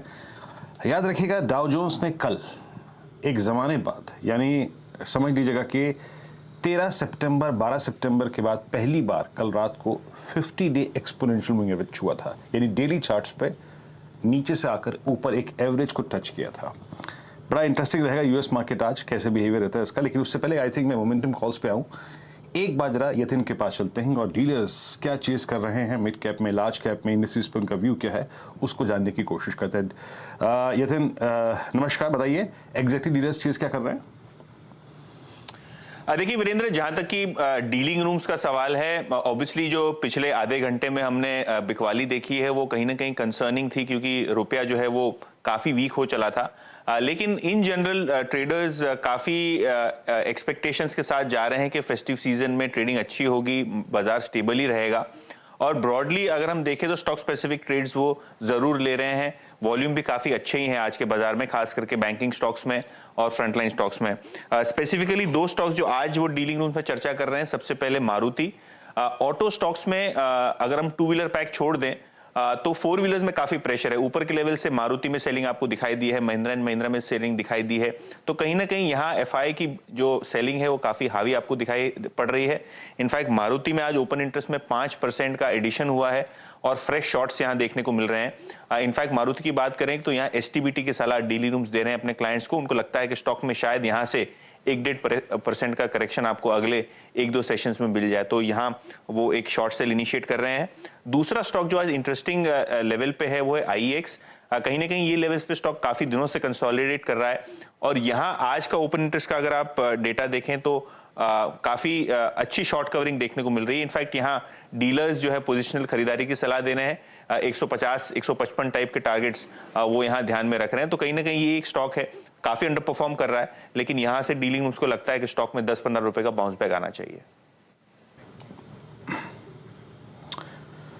10 से 15 रुपए का बाउंस बैक यहां पे आ सकता है, डीलर्स मानते हैं। आईएक्स में आपकी स्क्रीन पे 141 पे ट्रेड करता हुआ मारुति एक डिसअपॉइंटमेंट रहा इस सीरीज का, अक्टूबर का सो फार। याद रखिएगा लास्ट सीरीज में जब हम सितंबर से अक्टूबर में रोल कर रहे थे, मारुति अपने इस दौर की हाईएस्ट ट्रैजेक्टरी पे खड़ा था, 92, 93, 9400, बट सडनली लास्ट 3 दिन में रोलोवर्स में इसमें क्रैक हुआ -87.22। बहुत संक्षेप में मारुति पे आपका आउटलुक, आज कल इसने एक अटेम्प्ट लिया था to cross 20 day exponential moving average, मंगलवार का सेशन था, लेकिन फिर कैंडल पलट गई। आज आपका व्यू मारुति पे मानस? देखिए पढ़ने को बहुत ज्यादा नहीं है चार्ट्स पे, क्योंकि ऐसा लग रहा है कि कंसोलिडेशन कंटिन्यू हो गया जो कि पिछले करीब 12 सेशन से हम देख रहे थे एक ही रेंज में स्टॉक ट्रेड कर रहा था, तो वो कंटिन्यूएशन पैटर्न नहीं दिखता है, कोई खास पैटर्न नहीं दिखता है। अगर किसी के पास लॉन्ग पोजीशन है तो आप 85-75 के स्टॉप लॉस से बने रह सकते हैं मारुति। चलिए अब एक काम करते हैं, BTST STBT कॉल्स लेना शुरू करते हैं। इस समय निफ्टी वापस 17,500 के ऊपर, और बैंक निफ्टी में भी वो जो एक वन वे डिक्लाइन चल रहा था ऊपर के लेवल से, वो थोड़ा अरेस्ट हुआ है। बैंक निफ्टी वापस ग्रीन में करीब 40 पॉइंट ऊपर, लेकिन ये जो रुपए का मूव है इसने थोड़ा सा आज क्लियरली मूड बिगाड़ा है। इसलिए नहीं कि रुपए इतना गिर गया, इसलिए कि जिस तरीके से ये एक घंटे में इसने मूव दिखाया। अगर ये थ्रू द डे हुआ होता तो शायद फिर भी मार्केट पचा लेता, लेकिन एक घंटे में जो मूव हुआ वो इंटरेस्टिंग है। लेकिन मार्केट में फिर भी इनहेरेंट स्ट्रेंथ ज़बरदस्त है। अभी भी मार्केट हर लोअर लेवल पर बाइंग ही देख रहा है। तो BTST कॉल लेना शुरू करते हैं। प्रकाश जी, आपकी कॉल क्या होगी? मेरी कॉल इस वक्त BTST है, वो PI इंडस्ट्रीज में है, ट्रेड कर रहा है 3165 जोन्स पर, टारगेट 3200। स्टॉप मेरे ख्याल से होना चाहिए करीब 3155। PI इंडस्ट्रीज 3200 के लिए PI इंडस्ट्रीज में तेजी का ट्रेड कैरी करने की सलाह, 2.5% ऊपर है। चंदन, आप क्या पिक करेंगे?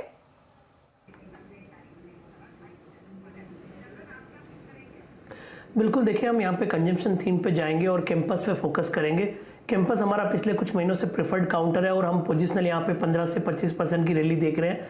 बट इमीडिएट सेटअप की बात करें और प्राइस पैटर्न है तो मौजूदा लेवल से 3 से 5% की अपटिक बननी चाहिए, तो एक परफेक्ट BTST कैंडिडेट यहाँ पे बन रहा है। बार बार ये पहले 617 625 का हार्डल ले रहा था, अब डिसाइसिव होल्ड कर रहा है, तो मौजूदा लेवल 630-32 में खरीदारी की सलाह रहेगी। 615 का स्टॉप लॉस, 655-660 के टारगेट आपको कल सुबह तक यहाँ पे मिलने चाहिए। एक मानस के पास जाऊं उससे पहले एक स्टॉक लेकर आई EIH एसोसिएटेड होटल्स। ये पूरी की पूरी होटल इंडस्ट्री में अच्छे खासे आपने मूव्स देखे हैं। ये EIH वो जो ओबेरॉय होटल्स चलाता है बेसिकली, वो वाला स्टॉक है, और एकदम से इसमें मूव आया कुछ करीब 6% का मूव इस समय अभी आया, तो इसके लिए मैं सोचा इसको स्पॉट कर लूँ। चलिए मानस, आपका क्या होगा BTST ट्रेड? एक्सिस बैंक पे मेरी नजर है, और देखिए हालांकि हाई लेवल पे थोड़ा प्रॉफिट बुकिंग आज एक्सिस बैंक में देखने को मिला है, लेकिन इस ब्रेकआउट को हम इग्नोर नहीं कर सकते। ये करीब साल भर के बाद हमें इस तरह का ब्रेकआउट 820 के ऊपर देखने को मिला है, और स्टॉक ने सस्टेन किया है वहां पर, उसके ऊपर की क्लोजिंग देखने को मिली है। तो मेरा समझना है कि अब ये रैली फिर से कंटिन्यू हो जाएगी कल, तो एक्सिस बैंक में खरीदारी करेंगे, लेकिन कैश या फ्यूचर में नहीं, ऑप्शन के थ्रू इस तेजी में पार्टिसिपेट करेंगे। 830 का कॉल ऑप्शन लेके जाएंगे, 17 रुपए के आसपास ट्रेड हो रहा है, 12 रुपए का स्टॉप लॉस लगाएंगे और 30 रुपए के टारगेट सेट करेंगे। एक्सिस बैंक पे आप देखिए आपकी सुबह 8:20 की थी, नाउ इट्स 8:30। याद रखिएगा अर्निंग्स हैं इसकी कल, और ITC, बजाज फाइनेंस और भी बहुत सारे नंबर्स हैं। लेकिन एक काम करते हैं, पहले गौरांग से कॉल ले लेते हैं। गौरांग, शॉर्ट टर्म पर्सपेक्टिव से, not exactly BTST trade but yes, एक शॉर्ट टर्म पर्सपेक्टिव से आपका ट्रेड क्या होगा? अभी जिक्र हो रहा था कोटक महिंद्रा बैंक का, नतीजे आने वाले मेरे ख्याल से इस हफ्ते के आखिर में शनिवार को, तो और जिस तरीके से वित्तीय क्षेत्र में हमारा अनुमान है आंकड़ों को लेकर के, तो ये चीज ध्यान में रखते हुए मैं कोटक महिंद्रा बैंक को पसंद करूंगा। चलिए, एक इन्फॉर्मेशन जो मुझे मिल रही है इस समय हर्षदा रुपी को लेकर, वो ये है कि शायद जो ऑयल कंपनियां हैं और गैस कंपनियां हैं, मैं नाम नहीं लूँगा क्योंकि अभी कंफर्म ऑफिशियल नहीं है, तो इसके लिए वो शायद डॉलर बाय कर रहे हैं, और उस सामने वो RBI का सपोर्ट नहीं है उसके सामने, तो इसके लिए एकदम से स्पाइक आया है। ये जो आपको याद होगा अनुज, कुछ हफ्ते पहले RBI ने क्लियर कट डायरेक्शन दिया था ऑयल मार्केटिंग कंपनियों को कि खुले बाजार से आप, जब बहुत ज्यादा वीकनेस हो गई थी, डॉलर मत खरीदिए, आपकी जो भी जरूरत होगी आप हमारे पास आइए, हम उसे देखते हैं कैसे मैनेज किया जाए। और इसका एक इंडिकेशन, थोड़ा सा हिंट अभिषेक गोयनका भी दे रहे थे कि शायद ऑयल मार्केटिंग कंपनियों की तरफ से एक्टिविटी आज देखने को मिली है। आई गेस वो ज्यादा डिटेल कल तक या आज शाम तक निकलता हुआ दिखाई देगा, लेकिन इतनी ज्यादा बाइंग हुई है कि इतना बड़ा मूव है। और नहीं, OMC से ज्यादा एक्चुअली ये जो नाम आ रहा है एक अपस्ट्रीम कंपनी का आ रहा है, तो ये थोड़ा सा देखने वाली बात होगी। जैसा कि मैं कह रहा हूँ अभी इसका कंफर्मेशन नहीं है, लेकिन एक और चीज़ हुई है कि 8230 का एक सपोर्ट टूटने के बाद इसमें एकदम से मूव आया है। अच्छा, एक और बात जो हो रही है कि US बॉन्ड यील्ड का भी एक बड़ा इम्पैक्ट है, क्योंकि जो US की सारी बॉन्ड यील्ड्स हैं अब वो 4% के ऊपर स्टेबलाइज हो गई हैं।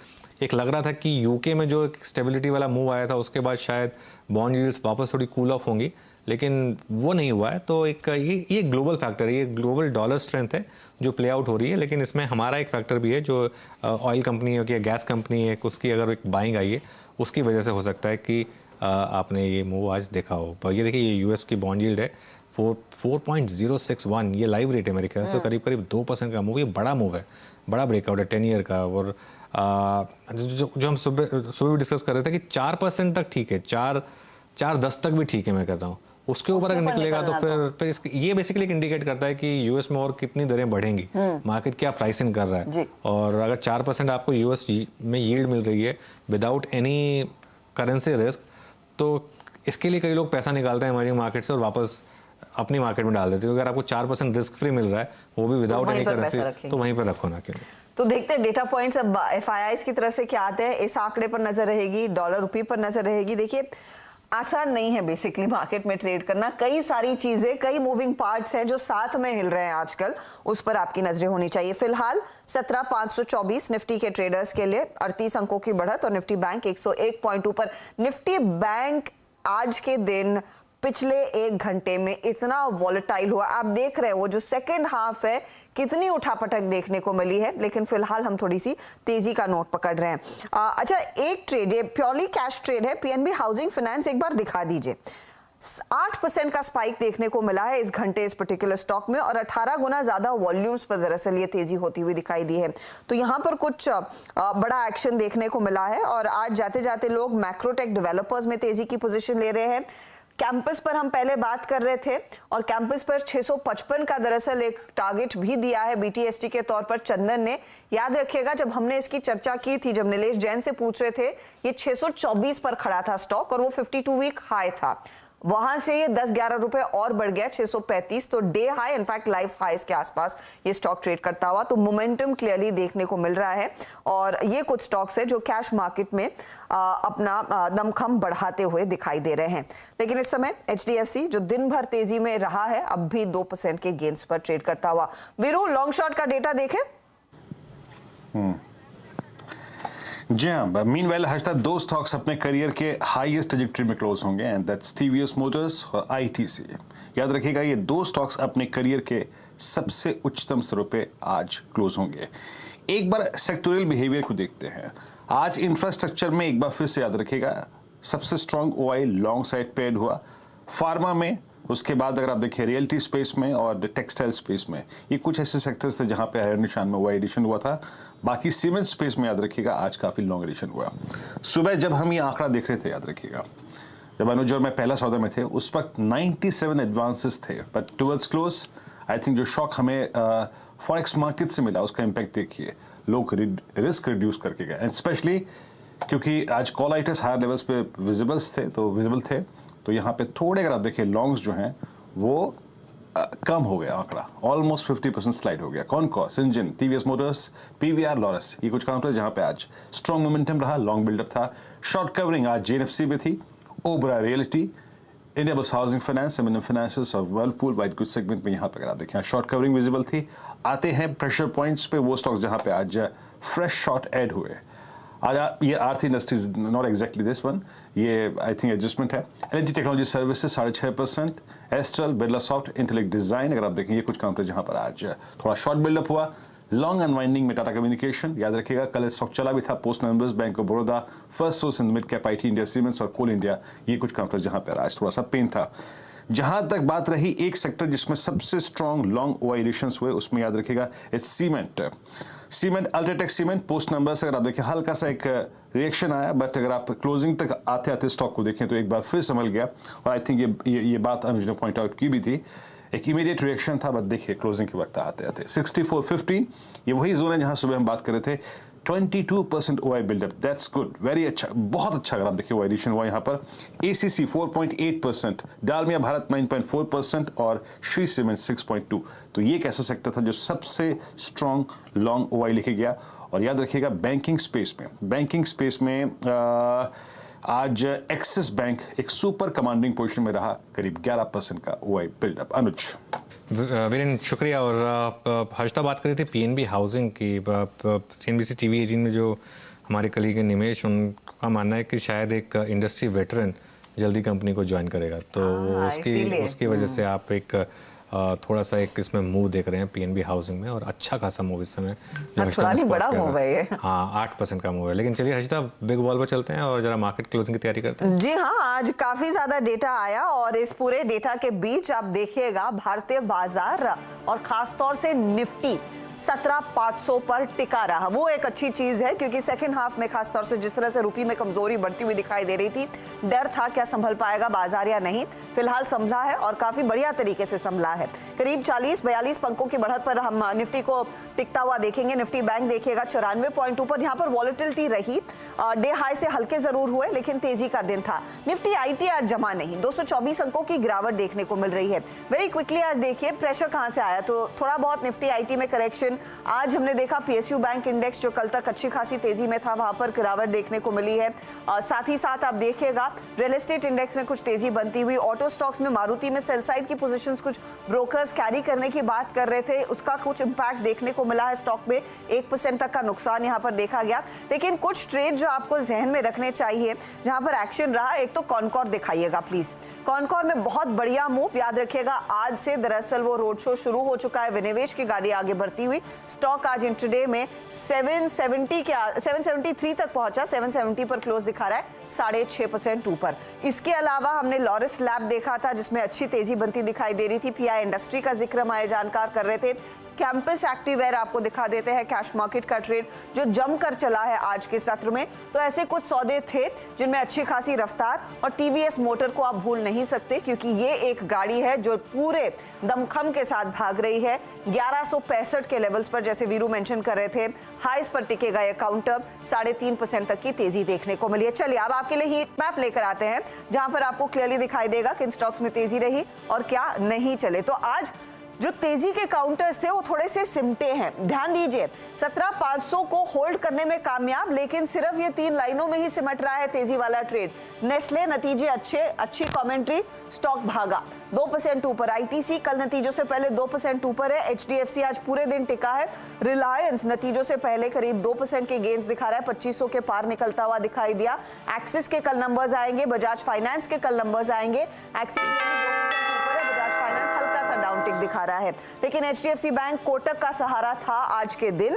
टाटा मोटर्स, टाटा कंज्यूमर के कल नंबर से पहले अनवाइंडिंग। आज यहां पर मेटल्स में कुछ पोजीशंस अनवाइंड होती हुई दिखाई दी हैं क्लियरली। एसबीआई जैसे ट्रेड्स, टेक्नोलॉजी जैसे ट्रेड्स आज जमे नहीं, वहां पर हमने देखा है कुछ बिकवाली के सौदे बनते दिखाई दिए हैं।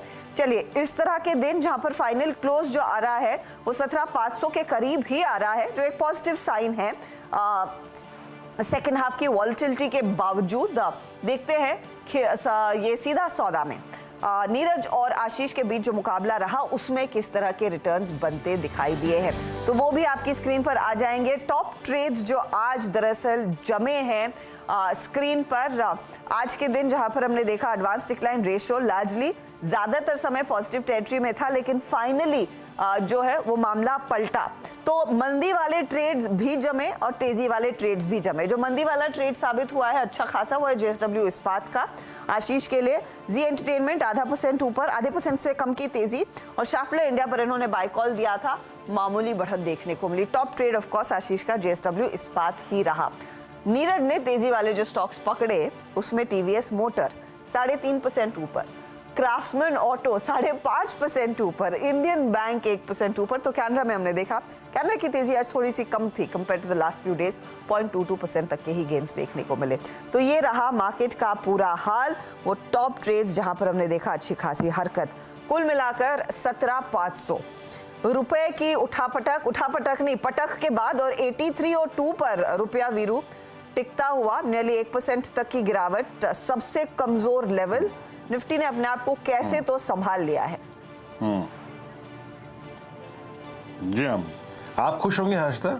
You still have that dollar? Yes I do Veeru. अगर 69-70 के आसपास 69-70 पे देने का मन हो तो बताइएगा। बताओ वीरू, आप मेरा कितना लॉस करवाते। विषय और है, हाँ कितना लॉस हो जाता मेरा। मैं तो आपको 81.50 का भाव दे रही थी, अब ताजा लूंगी 83 वाला।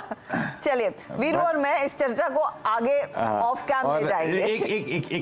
एक चीज हर्षिता और कि न्यूज रूम में जाइएगा, नीरज जी से बात कीजिएगा, वो आपको लड्डू खिलाएंगे क्योंकि ITC closed at all time high.